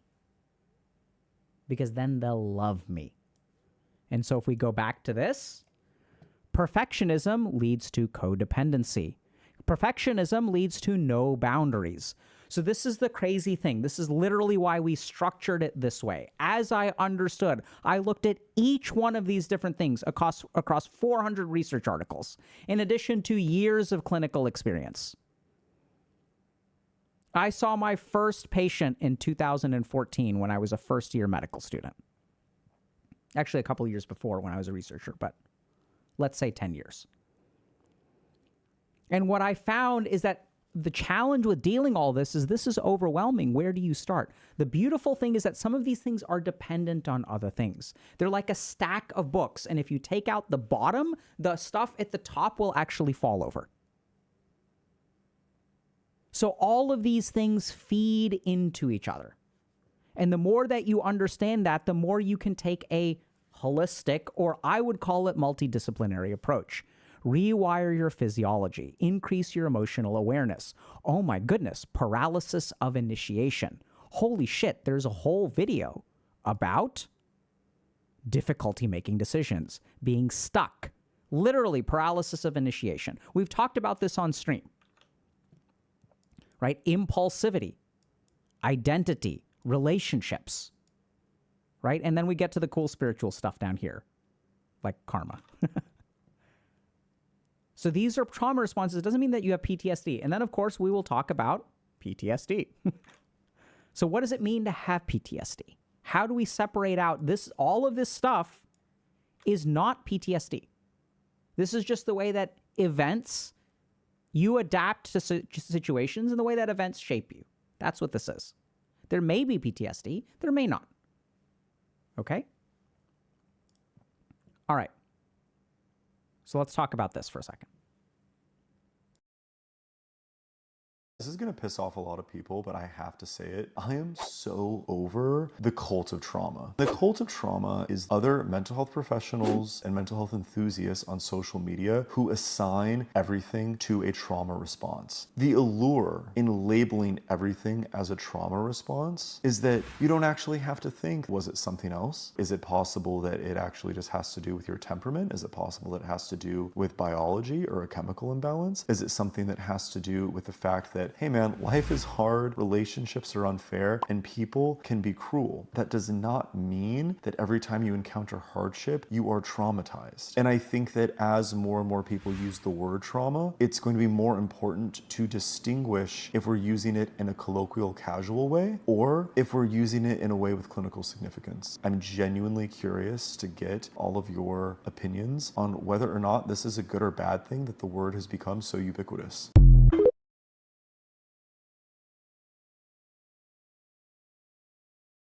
I'm muted. Let's talk about this for a second. So I completely agree with this person's, I feel this person's frustration that trauma is a word that gets thrown around all the time.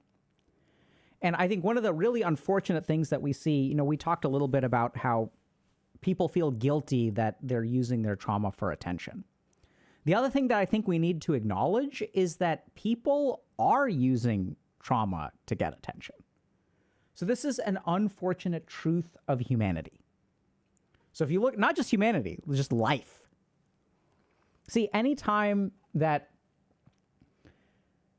there is a particular signal that we can send as human beings that gets a particular response, right? Stimulus response. People will discover that this goes on, and then they will artificially produce the signal in order to garner the response. So people will essentially take advantage by becoming chameleons, becoming mimics, and then will essentially get the benefits of a particular thing without actually having the thing. So we know this very well in medicine because there's a whole set of disorders. Factitious disorder, malingering, what we call Munchausen's disease or Munchausen's by proxy, which is super popular on all the medical TV shows. Basically, anytime you have, another really good example of this is like veterans. So we have a lot of people who will care a lot about veterans because these are veterans. They fought in a war. They died for us. Sometimes they lost limbs. They have all kinds of trauma going on, and they've made a sacrifice. Therefore, they get special treatment. So I think that there's some group of people who have this series called Stolen Honor or like Stolen Valor or something like that, where they actually track down people who pretend to be veterans for the benefit of being a veteran. They're not real veterans, but they pretend that because you get some advantages. And this is what we're absolutely seeing with trauma. So on the one hand, if you've actually been traumatized, you may feel very guilty for getting attention from it. And on the flip side, whether consciously or subconsciously, a lot of people will attribute trauma to all kinds of stuff, either for attention to get certain psychological needs met, because unfortunately that is true. That does happen. Or what they'll do is use trauma as an excuse. This is something that I'm seeing happen more and more and more. Where someone says, oh yeah, I've been traumatized, that's why I do this. And I completely agree with this person that, this absolves people of responsibility, right? Like you just say oh yeah, sorry, I've been traumatized. Get wrecked. That's the attitude that a lot of people will have.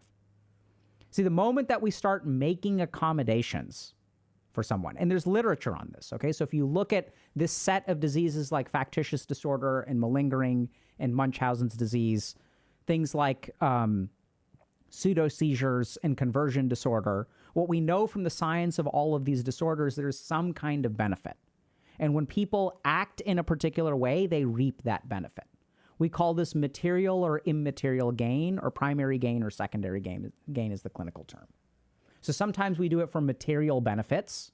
I want a veteran's discount of 50% off for my hotel room. Or sometimes we do it for immaterial benefits, psychological benefits. I need to feel cared for, so I'm going to pretend to be a veteran so that I can get sympathy from other people because I don't like the way that I feel about myself.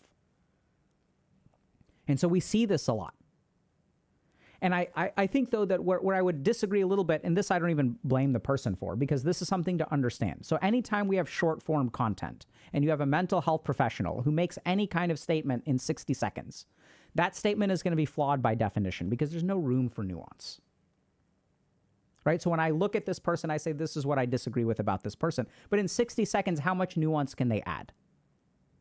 So I think this is what's also going on when you have a lot of mental health clinicians who are saying this is trauma, this is trauma, this is trauma, this is trauma.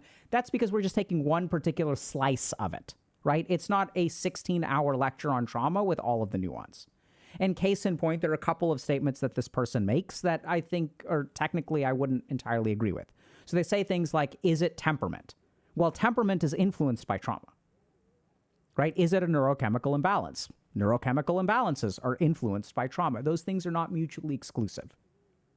Case in point, you can look at some of the things like Mark Horowitz's research and some of these theories on trauma being the source of depression, and that there are upstream effects of experiences that will shape our epigenetics, shape things like our serotonin transporters. So we know that there are some alleles, like the short serotonin transporter gene, that are associated with depression. But we also know that you can have a particular allele and that it is a certain environmental experience that triggers that allele in a particular way.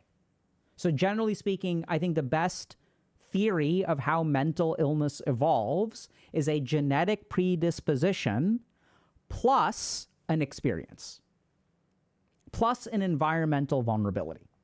And when they, or a genetic vulnerability plus an environmental circumstance, when these two things interact, that's when we get a particular manifestation of disease. But even if I take issue with some of those small, tiny little things, which I think I don't even criticize them for, because in 60 seconds, you got to say something and you can't be nuanced. I think dude is spot on that we will oftentimes jump to one answer as the cause for all of our problems. And sometimes in doing so, we shoot ourselves in the foot. And this is why it's really important to see a good clinician. Differential diagnosis is critical to help us tease apart what this is. We don't want to jump to conclusions. Okay? Does that make sense to y'all? Oh my God. So many comments, chat.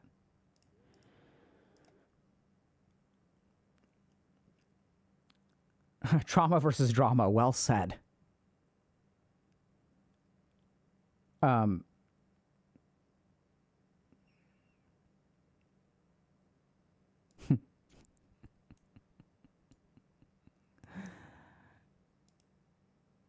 There's a great question.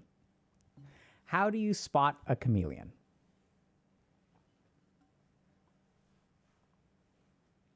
So, when I was in residency, there were a group of residents who enjoyed working with me because I was good at spotting a liar. So if you want to understand how to spot a chameleon or a liar, what you really look for is not what they say, not the way they look. What you look for is change. This is how you spot a chameleon.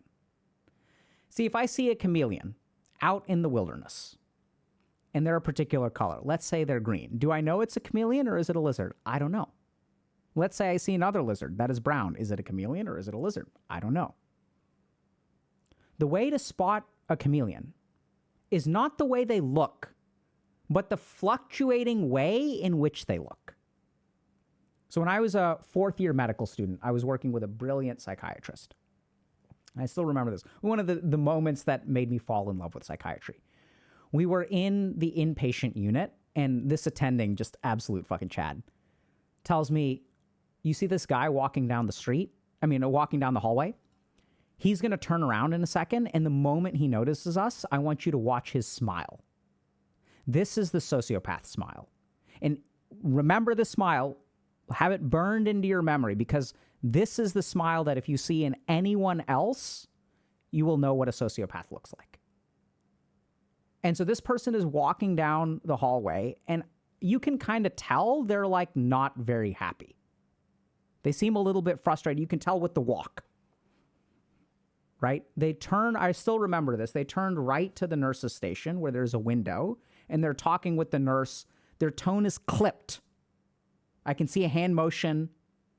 I can feel the sharpness of their words. And then when they turn right to the nurse's station, I'm behind them, right? So at the beginning, I see their back. I see the way they're walking. They turn right to the nurse's station. So now I'm in their peripheral view. And the moment that they notice that I'm walking towards them with my boss, they turn to me. Hey! Instant change. Transformative. See, with normal people, our emotions lag. So if you're angry and you walk into a store, the anger does not disappear. But with a sociopath, there's no real anger. There's only the appearance of anger. So the shift is sudden. This is the whole problem in life, is that when I am breaking up with my partner, I cannot dispel all those emotions when I go into work. The whole problem in life is that once I've been dumped by my partner, I can't dispel those emotions when I go on a date. The whole problem is that these emotions linger with us. And if there is a lingering of emotion, what that means is that there is a consistency of behavior. There is a consistency of reaction. But with a sociopath, there's no consistency. It's green over here, it's brown over here, it's red over here. The change is sudden. So the way to detect a sociopath, the way to detect a chameleon, is the rapidity with which they change. Make sense? How much of it is a sense of escapism on the side of a patient? Assuming we're talking about this and this question is not old, 0. In the case of a sociopath, there's no escapism. There is just adapting to the current situation. But if we're talking about the previous thing, I don't know how much chat is delayed. So someone is saying, is it possible that people don't realize they're faking? Let's assume that this is talking about trauma. Maybe this is the wrong. I'm guessing that I'm lagged or something. So the vast majority of people who do things for attention, most of faking stuff is actually subconscious. Most of it. So very little of it is conscious, which is what makes things so frustrating when you call people out on it, right? Because the denial that you get from them is genuine. They're just as confused as you are, and that's why they feel so hurt.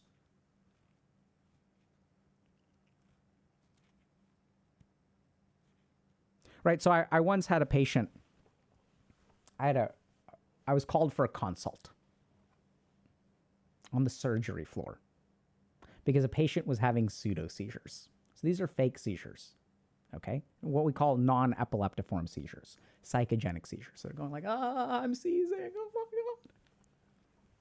The surgeons were fucking pissed off because they go in to try to like clean this person's wound dressing and stuff like that. And like the person starts this fake seizure shit. And so they're getting frustrated. So they call us, right? Psychiatrists.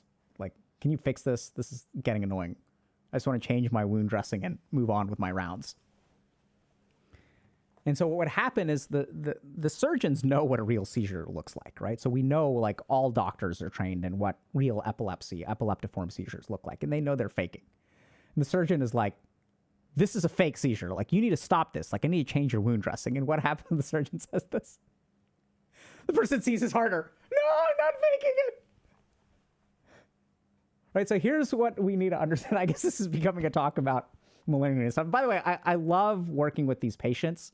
And part of what I love about being a psychiatrist, there's this awesome, in Massachusetts General Hospital, there's a psychiatric consultation service. And these are some of the best clinicians, most brilliant clinicians I've ever worked with. Like, just an absolute privilege to train there. And just the way that just such awesome doctors. And so like, this is exactly what happens, right? So what happens is when you don't fulfill the psychological needs of someone who is doing something for attention, what you will find is as you don't fulfill the psychological needs, you actually exacerbate the behavior. And this is why it's so frustrating to deal with people who do crap for attention. So if there's someone who's posting fake medical stuff about themselves on the internet and you call them out on it, are they admonished? No, they escalate. So what is the best evidence-based treatment for some of these conditions? Regular appointments with medical or mental health professionals that are independent of their symptoms. This is the answer. I'm not going to change the love that I give you, whether you act this way or you don't act this way. So if you have someone in your life who is doing things for attention, the worst thing that you can do is respond to the attention. And this is what ends up happening, right? So when people do crap for attention, it drives us crazy because half the time they do it for attention. On a day like today, I'm going to be empathic. I'm going to be nice. I'm going to be kind. So you're like, okay, like today I've got the band. Like, tell me everything. Oh my God, I'm so hard. It's so hard that you're hurting. Like, I'm here for you. Like, hug me. I will protect you. I love you. And then the other times you get fed up with it. And you're like, I don't have time for this shit, man. You need to go see a fucking therapist. And then we get confused because we try both. I tried being nice. I tried being frustrated. And neither one seems to work. And we're here tearing out our hair because we're like, I don't know how to fix this. I've tried everything. Nothing is working. That's the problem, is you've tried everything. You should stop trying everything. Try one thing and only one thing and don't change it no matter what. Literally, the evidence-based recommendations for people who have problems like this is regular appointments no matter what. Whether things are going well or things are going poorly, I'm going to interact with you in the same way. I'm going to be positive. I'm going to be supportive. I'm going to be stable. Oh, things are going well next week? So the patient says, yeah, I don't know if I need to come in next week. I say, I don't know. I mean, I know things are going well next week, but I think it's really important that we keep on this trajectory. I think not coming in next week could be a huge step back. I think we should stick with our appointment next week. Okay. They have to learn that their behavior does not affect your behavior. See, if you are a victim to manipulation, there's one very easy way to bypass all manipulation. Actually, that's probably not true. It's fucking ridiculous. But there's a good option for bypassing a chunk of manipulation. Let's call it 51%. Which is to not change the way that you respond, no matter what. See, the whole point of manipulation is that my behavior can evoke your behavior. So how can someone bypass that? They simply have a stability of behavior. That's it. All you have to do is the same thing every single time. And this is what's kind of sad, because I see this a lot on the internet where everyone's talking about boundary setting, which can be very healthy, right? And they're like, this parent or whatever, we got to set really tough boundaries with them and fuck them. But even then, you're giving in to the whole thing, because then they feel guilty and you feel guilty and all this kind of crap. You just be stable with someone. That's the best. The best antidote to manipulation is stability. Even doing something mean to them is playing into their hands. And you know this if you know what I'm talking about. Being an asshole to someone who manipulates you doesn't help. It actually plays into their hands. Being a victim of their manipulation doesn't help. It plays into their hands. So what you want to be is neutral. You want to be a cliff against the ocean. Low tide, I don't give a fuck. High tide, I don't give a fuck. Storm, I don't give a fuck. But you're always there. See, notice we don't retreat. The cliff doesn't run away from the ocean. That's a response. Neutral response. Neutral, neutral, neutral, neutral, neutral. Because how does someone learn to manipulate? This too can be trauma related. How do they learn to manipulate? Let's understand this. See, people manipulate because they don't have a better way to get what they need. Simple. They're not bad people. It's just they grow up in an environment. So, by the way, if we look at things like pseudo seizures, very high correlation with traumatic upbringing. So why? Let's understand this. See, when you are not taught a healthy way of getting your needs met, you learn, by definition, an unhealthy way of getting your needs met. See, a lot of parents who believe in being very strict parents think that I'm instilling discipline in my child. If my child plays after 10 p.m., no more video games. If my child gets a single B, no friends. I'm going to discipline my child. I'm going to make him the best child in the world. And I'm teaching him, and my child is good, and I'm going to make sure that they're good. You're not teaching them discipline. You're teaching them obfuscation. You're teaching them hiding. You're teaching them how to do things behind your back. Absolutely. It becomes an arms race. They try to trick you, you catch them. They try a little bit harder, you catch them. And at some point, they're going to outpace you. Because their brains are plastic, their brains are growing, and you have an advantage. Because you're an adult and they're a child. But over time, playing field is going to be level. And you started this game at the age of 30 when you had a child. They've been doing it their whole fucking lives. So the child always wins. Real tragedy. Anytime there's a relationship between a child and a parent, where the child wins or the parent wins, when one person loses, if one person wins, one person loses. In a parent-child relationship, when one person wins and one person loses, everybody loses. You're on the same fucking team.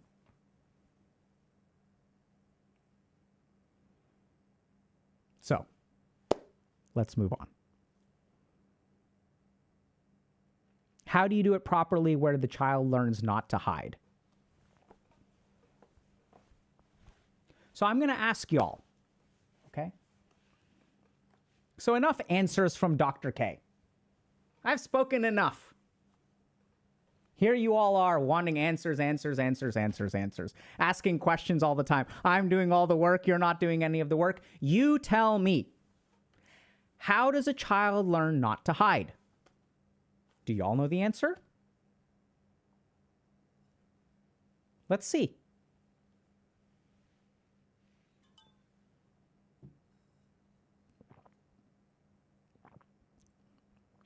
Wow, look at this. Beautiful, beautiful, beautiful, beautiful, beautiful. See, the child, the only time you need to hide is when you're afraid of the consequences. Right? That's why we hide. Why do we lie? We lie to manipulate someone else's behavior. Lying is a way of controlling another human being. So let's say I'm having an affair. I'm not. Or if I am, it's news to me. Why do we lie when we have affairs? We lie because we're trying to control someone else's behavior. Presumably our partner's behavior. Okay? That's literally, right? So if we tell them the truth, we can't control what they do. But as long as they are ignorant, we can rely on what they do. We can control their behavior. So if you want your child to be honest with you, you have to stop punishing them for honesty. Very simple. Very hard, but very simple. And this is very difficult for a lot of parents. Very, very difficult for a lot of parents. And chances are, in a sense, it's almost too late. Because if you have a child that comes to you as a teenager and tells you, hey, mom or dad, I'm smoking pot, right? That almost never happens. Because there's such a thin tightrope to walk between condoning a behavior and punishing a behavior. And the problem is that the majority of parents who know that their children, their teenage kids use drugs, basically condone it. This is my clinical observation. I'm not saying you out there or whatever, right? Because that's what happens is like, you know, you'll have parents who like kind of know that their kids drink and sometimes they're the cool parents. And so it's very difficult as a parent to not condone a behavior and not punish a behavior. Very difficult. And so as a parent, when your child does something wrong, it's very hard to not condone it, right? You're like, I have to punish it, so I'm telling them that I'm not condoning it. So here's what I would recommend, right? And this is theory crafting, okay? Because my kids are 6 and 8. I don't know what to do about this. Theory crafting on my part, y'all may know better. So what I would do is explain to children that there are consequences, right? Explain to children why you believe what you believe and why you're doing the things that you're doing. But the other really important thing is to listen to them.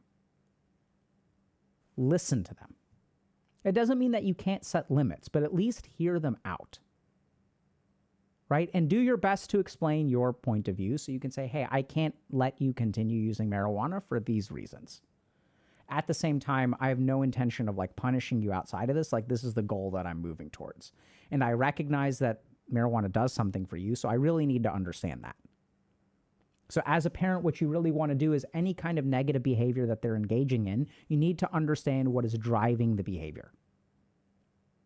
And once you understand what is driving the behavior, you as a parent cannot take away their solution. You have to replace it. And this is true of not even parents. So let's say you've got a partner who plays too many video games. We see this all the time. It's so sad. I see this a lot actually, like with finance and like crypto bros who just ruin their relationships because they're spending all their fucking money on crypto. And then they end up getting divorced and stuff because we don't know how to talk to people in these situations, right? We have to understand, why are you buying the crypto in the first place? What's the driver there? It's that I want to be someone. I don't want to work this fucking minimum wage job and like sweat to make ends meet. Like, I know people are out there having good lives and I want this good life. That's why people lose money in crypto. It's because they want something that other people get in life. They see that other people out there have good lives, but I don't have this opportunity. And that's fucking unfair. And all I want is to be able to live life like other people. And the beautiful thing about crypto is it's the wild, wild west, and I can get it. Diamond hands. No sell. Apes together strong. They just want to participate in the life that everyone else gets. They want to participate in the life. They want to be able to provide for their romantic partners the way that other people do. That's all they want. And so you can punish them for it, fine. But even if you're in this situation, right, you have to address that underlying need. See, we focus so much on behavior. What we should be focusing on is the drivers of behavior.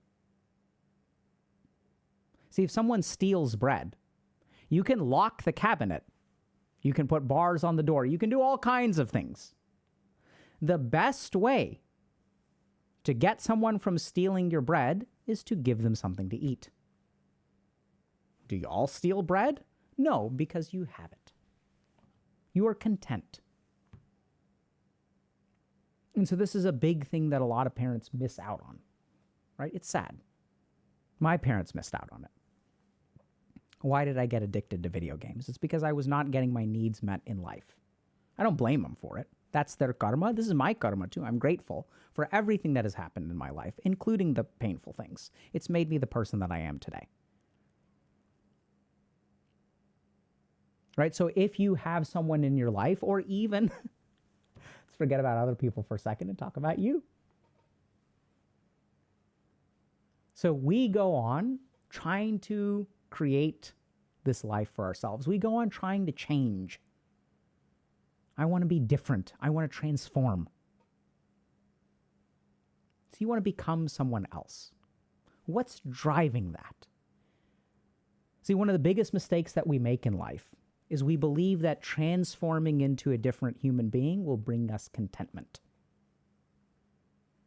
But this doesn't work. Let's understand why. Why do I believe that transforming into a different human being will make me content? Let's think about it, right? Because I'm not that human being, so I have no direct experience of it. I look on the outside and I see something that I am not, that I have no experience of. So all I can do is rely on my senses, my eyes to show me, oh, this person looks content and they are this way. Therefore, I should turn into that and I will find contentment. Monkey see, monkey do.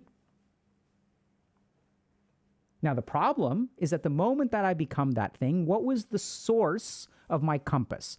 The source of my compass is what I see in someone else. And when I become that thing, I may not be content. And so then what do? I look again and I see someone else doing something else. Oh, this person did this. Now they're content. I did this. Now that's not enough. And now I need to do this. Now I need to do this. Now I need to do this.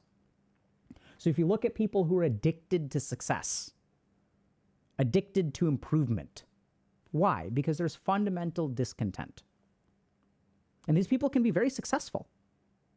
Why? Because they're trying to solve this. I'm going to do this. I'm going to do this. Now I need to make $1 million. Now I need to get in shape. Now I need to have a yacht. Now I need to do this. Now I need to get promoted. Now I need to have a social media following. Now I need to do this. Now I need to do this. Because they're looking at other people and they think, if I become this, I will find contentment. So here's a crazy, crazy, crazy thing to understand. Literally, not metaphorically, literally, where does contentment exist? You can't get any contentment through the eyes. You can't get any contentment through the sensory organs. You may say, but that's not true. I can eat something and then I can be content.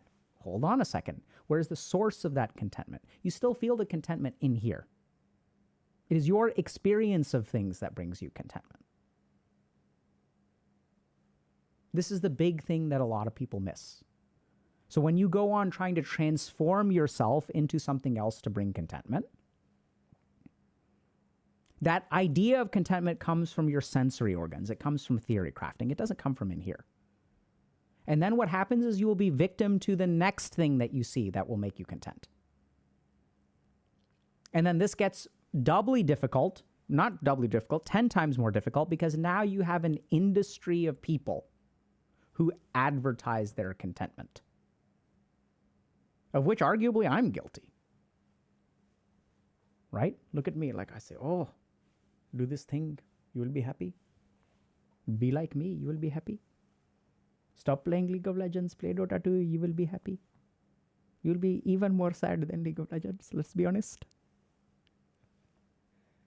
Right, so now you're really screwed, because if you're relying on your sensory organs to give you a compass in life, you have a whole industry of people whose job it is to create a false idea of happiness. This is why we're seeing a rise in mental health problems.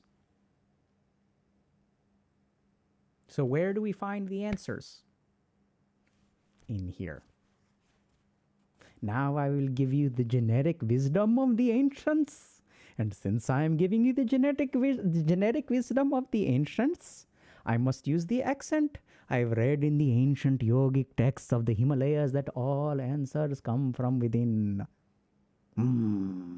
Look within and you will find everything that you need. It's true. Right, so I ask y'all, no answers. Questions.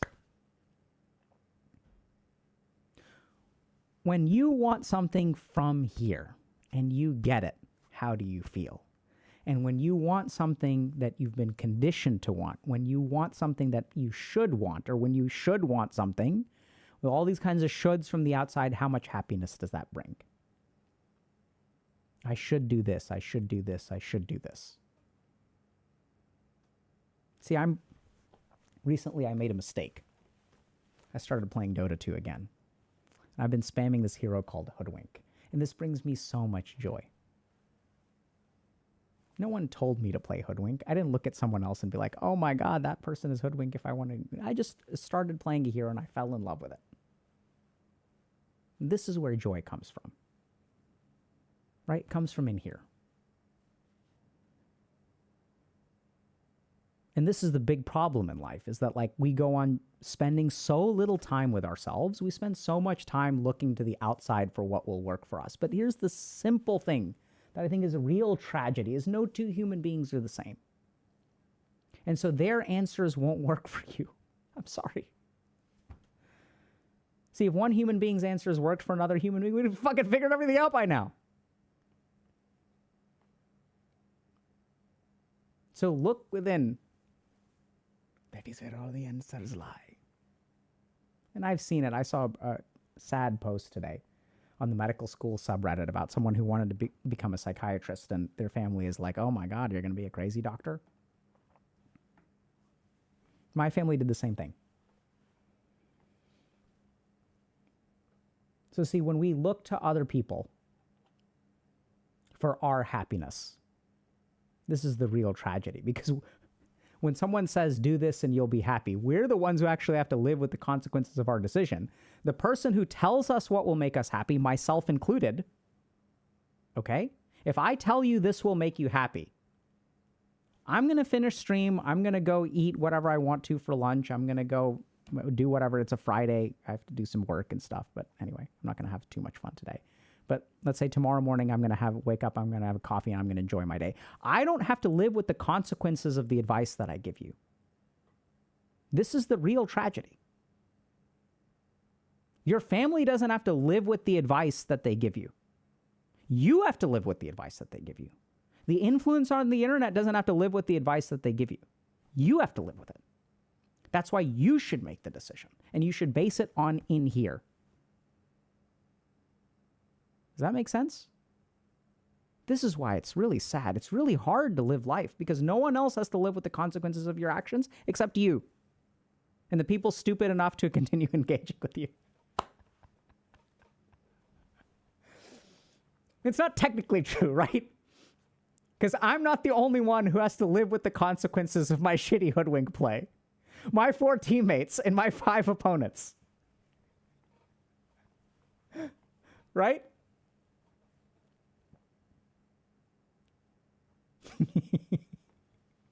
Okay. I don't even know what we were talking about, but look, I gotta say this. It's a privilege to be here today. It's an absolute privilege. So I can't tell you how grateful I am. I mean, hopefully you can see it in my face. I'm trying to tell you. Today, I came to work. And my job today was to tell y'all that I have labored and sweated to build this thing that I hope will help you. And if I get to do it this way, this is a win. This is the best way to do it. I'm having the time of my life. Sure, we built this trauma guide. Sure, hopefully it'll help you. If you're lucky, it'll change your life quite a bit. I really have put a lot of love and effort into it because I care about y'all. I really do care about y'all. And the reason that it's easy to care about y'all is because you make caring about you easy. Look at how nice you all are. Look at how much fun we're having. I can't do that without you. So I'm grateful because I've worked with a lot of people. I've worked overnight in emergency rooms with people who have not been pleasant with me when I try to help them. High on cocaine and, not so much cocaine. Honestly, it's been K2. That's the number one thing that I struggle with in terms of people fucking abusing me when I'm trying to help them. K2's at the top of the list. Y'all make it easy. So I'm grateful for that because I've certainly been in situations where it has not been easy. Okay, let's do one more and then we got to call it, chat. Okay, this is a good one.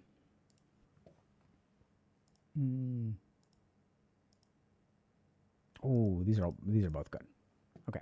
Is it abnormal to not be affected by childhood trauma? I'm 32. I had different traumas in my childhood, like molestation in school, sexual abuse by my 2 uncles, and beating by belt by my father. Now I'm successful in my career, have a master's degree, and lovely married for 6 years. Everything is fine with my life, at least as I know, but some of my friends around me have suffered their whole lives from childhood trauma, and that's somehow weird for me, because it seems I was able to push past mine effortlessly. When I see my friends in some videos of Dr. K, I think to myself that maybe I have a problem that I don't know of, or there is a mechanism in me that somehow fixes or heals that stuff easily. My question is it abnormal to not be affected by childhood trauma? Beautiful question. And the answer is yes. So let us understand this. So we have a lecture on post-traumatic growth. We also have a YouTube video about it. That is one of our more poorly performing YouTube videos because people don't seem to be too interested in it. So be it. That's why we stuck it in the guide with a lot of other interesting stuff, because we think it's really important to understand this. So, if you look at studies on genocide, what you find is that genocide is the systematic attempt of exterminating a population of people. And you have people who survive genocidal conflicts, right? This isn't like one person. This is like there's a tribe of 100,000 people and like 60,000 people or 50,000 people make it out. Now, all 100,000 of these people have basically gone through a comparable experience. And what we find is that not all 50,000 of those people end up with PTSD. Not everyone who goes to war comes back with PTSD. So this is very important to understand. It is actually quite normal to have a traumatic upbringing and not be traumatized later in life. It's quite normal. Right? So remember that 60% of people have some kind of adverse childhood experience, but not 60% of people end up with a mood disorder or something like that. This is what's so cool about the human body and the human mind, is that it has a capacity to heal. So there are 2 or 3 things to keep in mind. The first is, what is the difference between someone who has something that we call post-traumatic growth or post-traumatic stress disorder? Because there's also a pile of literature on how adversity can make us stronger as human beings. And so we literally in that video will outline the 5 evidence-based principles of post-traumatic growth. So how to take negative experiences and grow from them. And the reason we know this is because we analyzed let's say the 10,000 people who ended up with PTSD and the 40,000 people who didn't. We said, what's the difference? So there are a couple of things, right? So there's different things like genetic vulnerabilities, right? So some of it's just like the way that your body is. But then as we try to outline in the guide, we look at all of these factors that result in trauma, right? So we look at all these factors that will contribute it, the way that your physiology is wired, the way that your cognition is wired, and you can intervene at any of those steps. You can intervene at relationships, you can intervene at identity, you can intervene at physiology, you can intervene at neuroscience, you can intervene at emotions, you can intervene at motivation, you can intervene at thinking. There's all kinds of intervene at impulsivity. And the whole problem with trauma is that one cascades into another.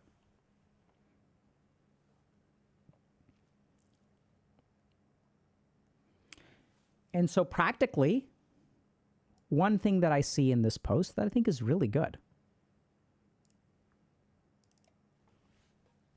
So this may sound like a weird question, but why do y'all think this person posted this? Does this person have a problem? See, most people who post things have a problem. Is it weird to y'all that this person is posting without a problem? Kind of weird, right?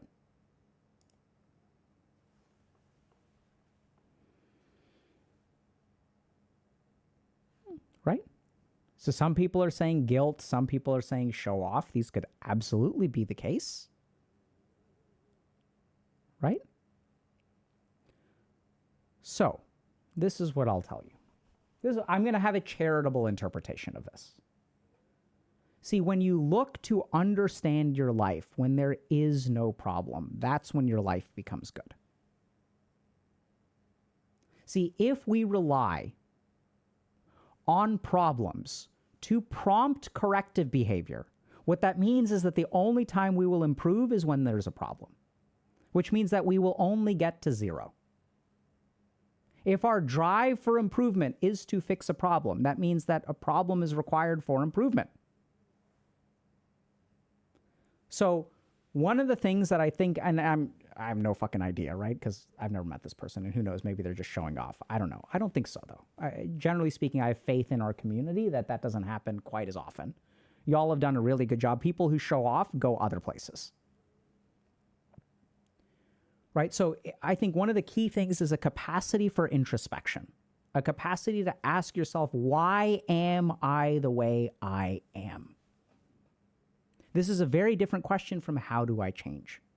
And this is the big irony of life. A lot of people will ask, how do I change? How do I fix this? How do I fix this? How do I fix this? Thankfully, many of them do fix things, but some of them don't.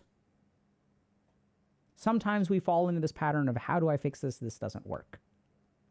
It is when we try to understand who we are, how we came to be this way. It's not that I need to fix a flat tire. Let me understand how the car is put together. Let me understand how to play this game. Let me understand the nature of life. Let me understand how things are. It is this attitude which is very protective. Now, if you don't have this attitude, not your fault. Let's understand, right? Because if you're not careful, pay attention now, pay attention. As Dr. K said, oh my God, so beautiful. This person is trying to get better in understanding themselves. And then you think to yourself, oh fuck, I don't do that. I just try to solve my problems. How do I become someone who just introspects instead of solving problems? There, you did it again. How do I become like this person? You guys see that? Happens so fast. Oh, that's the way that I need to be. So quickly, like lightning. Take a step back. It's okay. So, if you are not like that, you're doing fine. And I say that. I really believe it, right? If I didn't believe it, I wouldn't say it. Probably. So listen, this is what we've got to understand. And this is where there's a whole section on spirituality and karma. So we talk about karma in the guide. So for all of you, this is everyone, we are all given a particular hand of cards. We're all given these events in our life. We don't control those events. This is something called prarabdha karma. We talked about this in memberships recently. We have another lecture coming up on it. There's a lot of stuff that you don't control. See, even up until this moment, the person that you are, you basically have no control over. You have no control now over what you did in the past. You are a consequence of all of life's experiences, including the fact that you are focused on fixing your problems. Right? And that's like not something you can blame yourself for. You are where you are. Just be aware of it. Instead of trying to change, just notice where you are. See, the reason that we stumble so much in life is because we're always looking at where we want to go instead of looking where we are. So I had a friend who was Caucasian and married someone who was Indian, from India, and moved to India. And one of the things that she told me, I was like, what's the adjustment like? Because it's quite an adjustment. There was all kinds of problems because marrying an Indian boy is not the best idea in the world. Those of you who know. And so she said, one of the biggest lessons that I had to learn was to watch where I'm walking. See, when you grow up in the United States, you don't need to worry about where you're stepping because generally speaking, shit is intact. Sidewalks work. There aren't huge potholes. You don't have to worry about falling through the floor. You don't have to worry about stepping on a snake. You don't have to worry about these things. You can watch. You can look ahead. He said, what I learned for living in India in 4 years, I have to watch where I put my feet. This is absolutely true of your life as well. It's not about where you want to go or whatever. Just look down. Look where you're going. Not like out there. Like look where you're stepping now. So you don't need to be like this person if you're not like this person. You just need to look at where you're putting your feet today. So practically, what does this mean? If you want to solve your problems, solve your problems. We literally made you a guide to help you do that. But also notice, right? What is it that motivates me? Am I able to be motivated outside of solving my problems? And what you will discover is something that's very tragic. I've used tragedy a lot today, but I guess it's top of mind. Trauma guide. See, the reason that a lot of people can only solve their problems is because they don't have the luxury of anything else. You're so burnt out and wrung out and ground to dust that you cannot afford to do anything but fix your life. It is such a luxury. Think for a second, right? It's such a luxury to invest. This is what solving problems that you don't have looks like. This is what self-improvement looks like. Self-improvement is a luxury for those whose lives are not falling apart. Right? So I was talking to a couple of finance bros. They're like, yeah, man, like, this is the kind of thing where, like, you know, when I make money, I invest it. And some people just spend it. It's like, yeah, some people have debt, so they have to spend it. They can't afford to invest. And the same is true in life. So if your life has 1,000 different problems, don't beat yourself up for not being like this person. That's this person's karma. You are where you are. You look down and you look where you put your feet. And the emotional bandwidth that you have when you are not surrounded by problems is huge. That allows you the luxury of investing. Very hard to invest when you have a bunch of debt. So don't worry so much about other people and whether they can solve things or not solve things. Hey. Hi. I need you to sign right here. Okay. And Saida says you need to check your Slack. Okay. Because you never respond to it. No, that's your printed name. You need I to know. sign here. Okay. Because we've done this form like 6 times. Okay, that's all you need Yep. to do. Thank you. I will check my Slack. Well, Like for now or in general? in general, Okay. if you can check your Slack, that would help the whole Okay. company run. Okay. I'm busy hanging out with my homies. So, you know, and I think the last thing that I'd kind of say about this is that the other real challenge here is that sometimes we feel so overwhelmed that we think that we don't have any energy left, that we don't have anything left to invest. And there's a couple of papers that I showed on stream recently, so we'll kind of talk a little bit about this. The real tragedy here, there's that word again. So sometimes the perception that you can't work on things except for problems is actually like false. This is the real problem.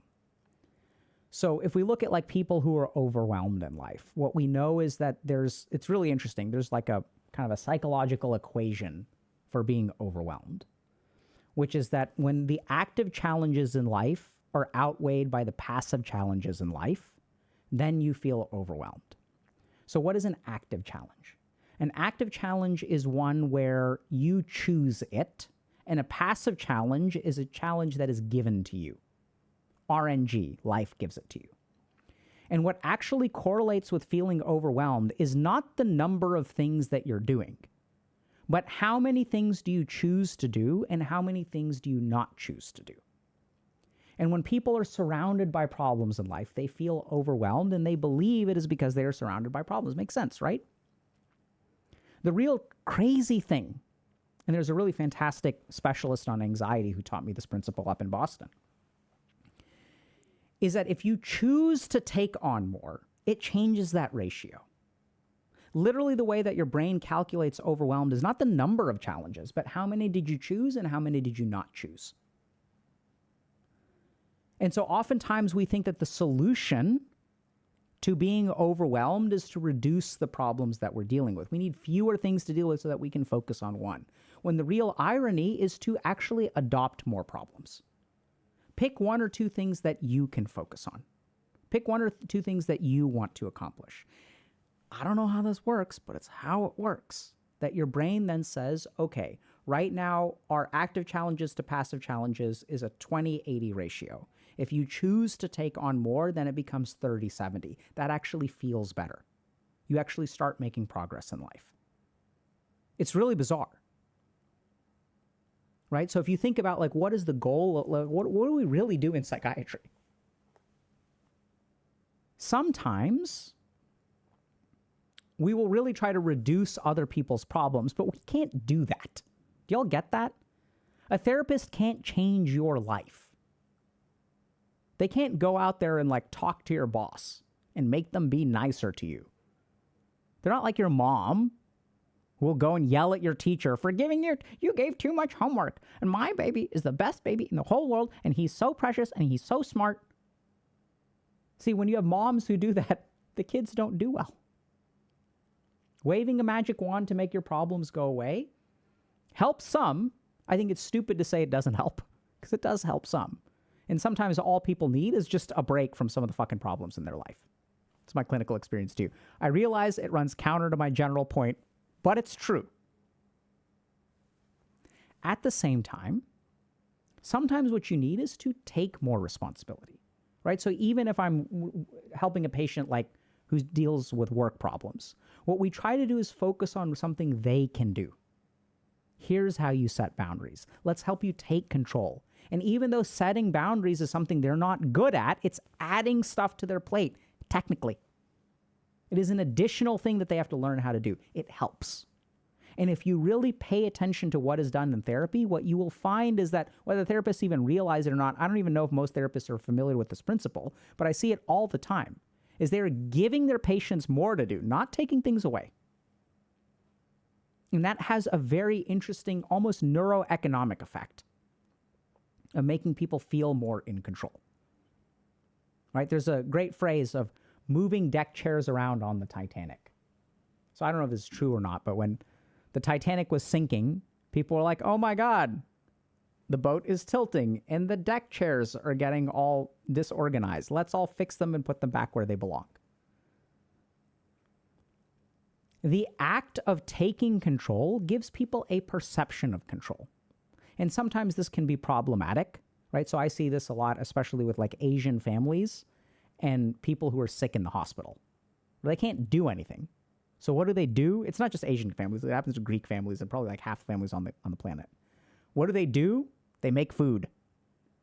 And I see this in like funerals too. Forget about particular sets of families. Have you guys ever noticed that at funerals, everyone brings food? It's kind of weird, right? Like, I may have missed this part in med school, but last time I checked, a casserole didn't bring someone back to life. Maybe it's not the right casserole. Why does everyone make food? It's to do something. And then you walk into the food and you say, well, that way people don't have to cook, right? Because they just lost someone and they don't feel like cooking. First of all, cooking is therapeutic for like half the planet. And secondly, you go in, there's an abundance of food. They don't need that much food. We do it to feel like we're doing something.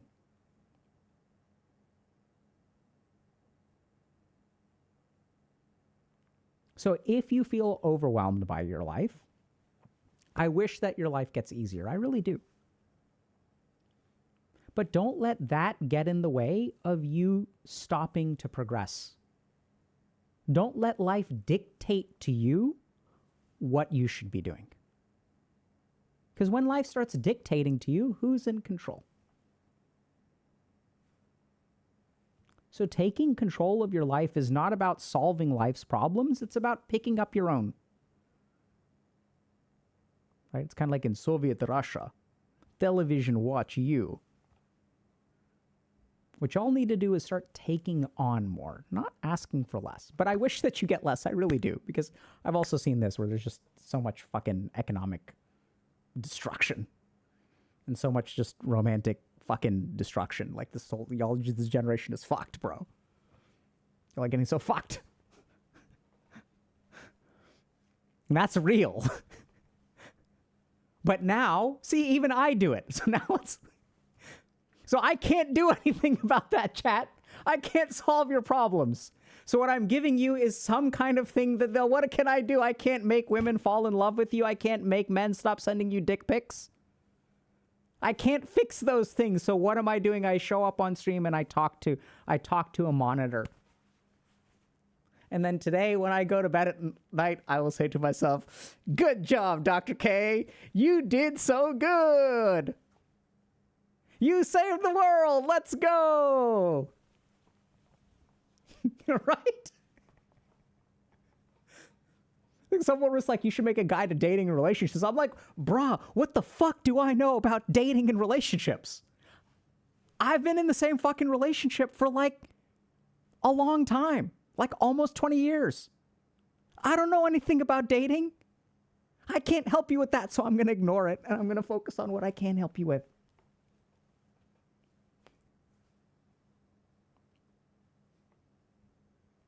Now, here's the last thing that I'll end up with. It works. Right? So we started off this stream by watching a video of someone who's been helped some. Right? I think they did most of the work, let's be honest. Here's the crazy thing, it works. See, when we have problems in life, we can't always fix them.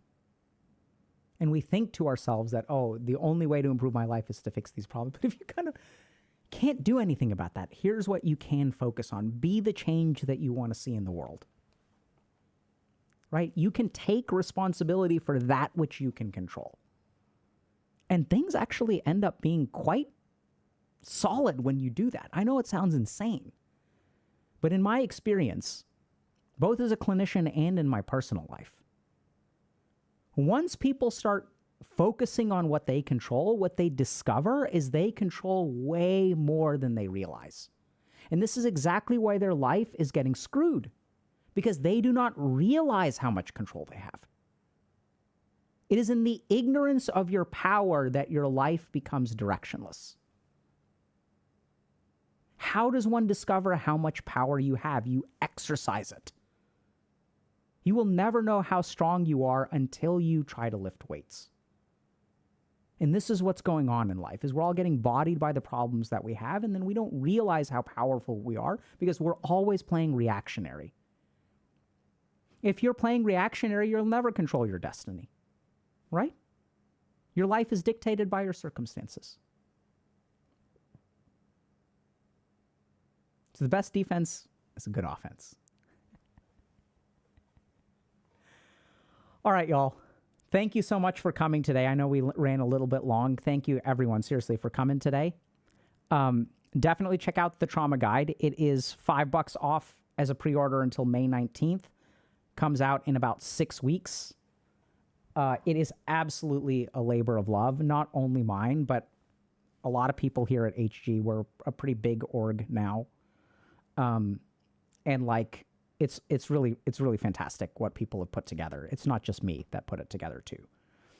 And also, thank you all very much for coming today. Thank you guys very much. Thank all y'all for posting the questions that y'all post, asking the questions that you ask, responding the way that you do, because y'all are my energy, right? I think y'all can see that this is something that we create together. And even what went into the guide is not what I thought was a good idea. What went into the guide is what I thought y'all needed. Y'all told me what to put in. I didn't decide like, oh, this is what's really good. And that's what actually separates HG from a lot of other education out there. Like, the big difference between, you know, the way that I used to teach when I was like teaching in academia and the way that I teach now is, in academia, someone comes to me and says, we want you to teach this. Some power that be, the powers that be will come and say, we want you to teach this. And I say, yes, sir. Yes, ma'am. I will teach what you ask me to teach. The difference is that y'all are telling us what you need. And this guide is born of our listening just as much as our expertise. Okay? So definitely check it out if y'all are interested. Like I said, it's kind of it's designed to help you understand the adaptations that become maladaptations and to help you understand how to rewire yourself. And it's built with love. So take care, y'all. We'll see y'all, I don't know when. I'm sure we've got stuff coming soon. I'm around in April. Let me see. Oh, sweet. Thrilled. On Wednesday, we have an interview about the science of consciousness. Very excited about that. So that too is going to be like, I don't know that there's going to be anything practical in that, but it can't always be about helping you, okay? Sometimes we got to talk about cool stuff. Can't always be like, me, like, oh my God, I need help. It's like, no. No, sometimes we're just going to talk to someone who is an expert on consciousness, and we're going to just see where that leads us. So thank you all very much for coming today.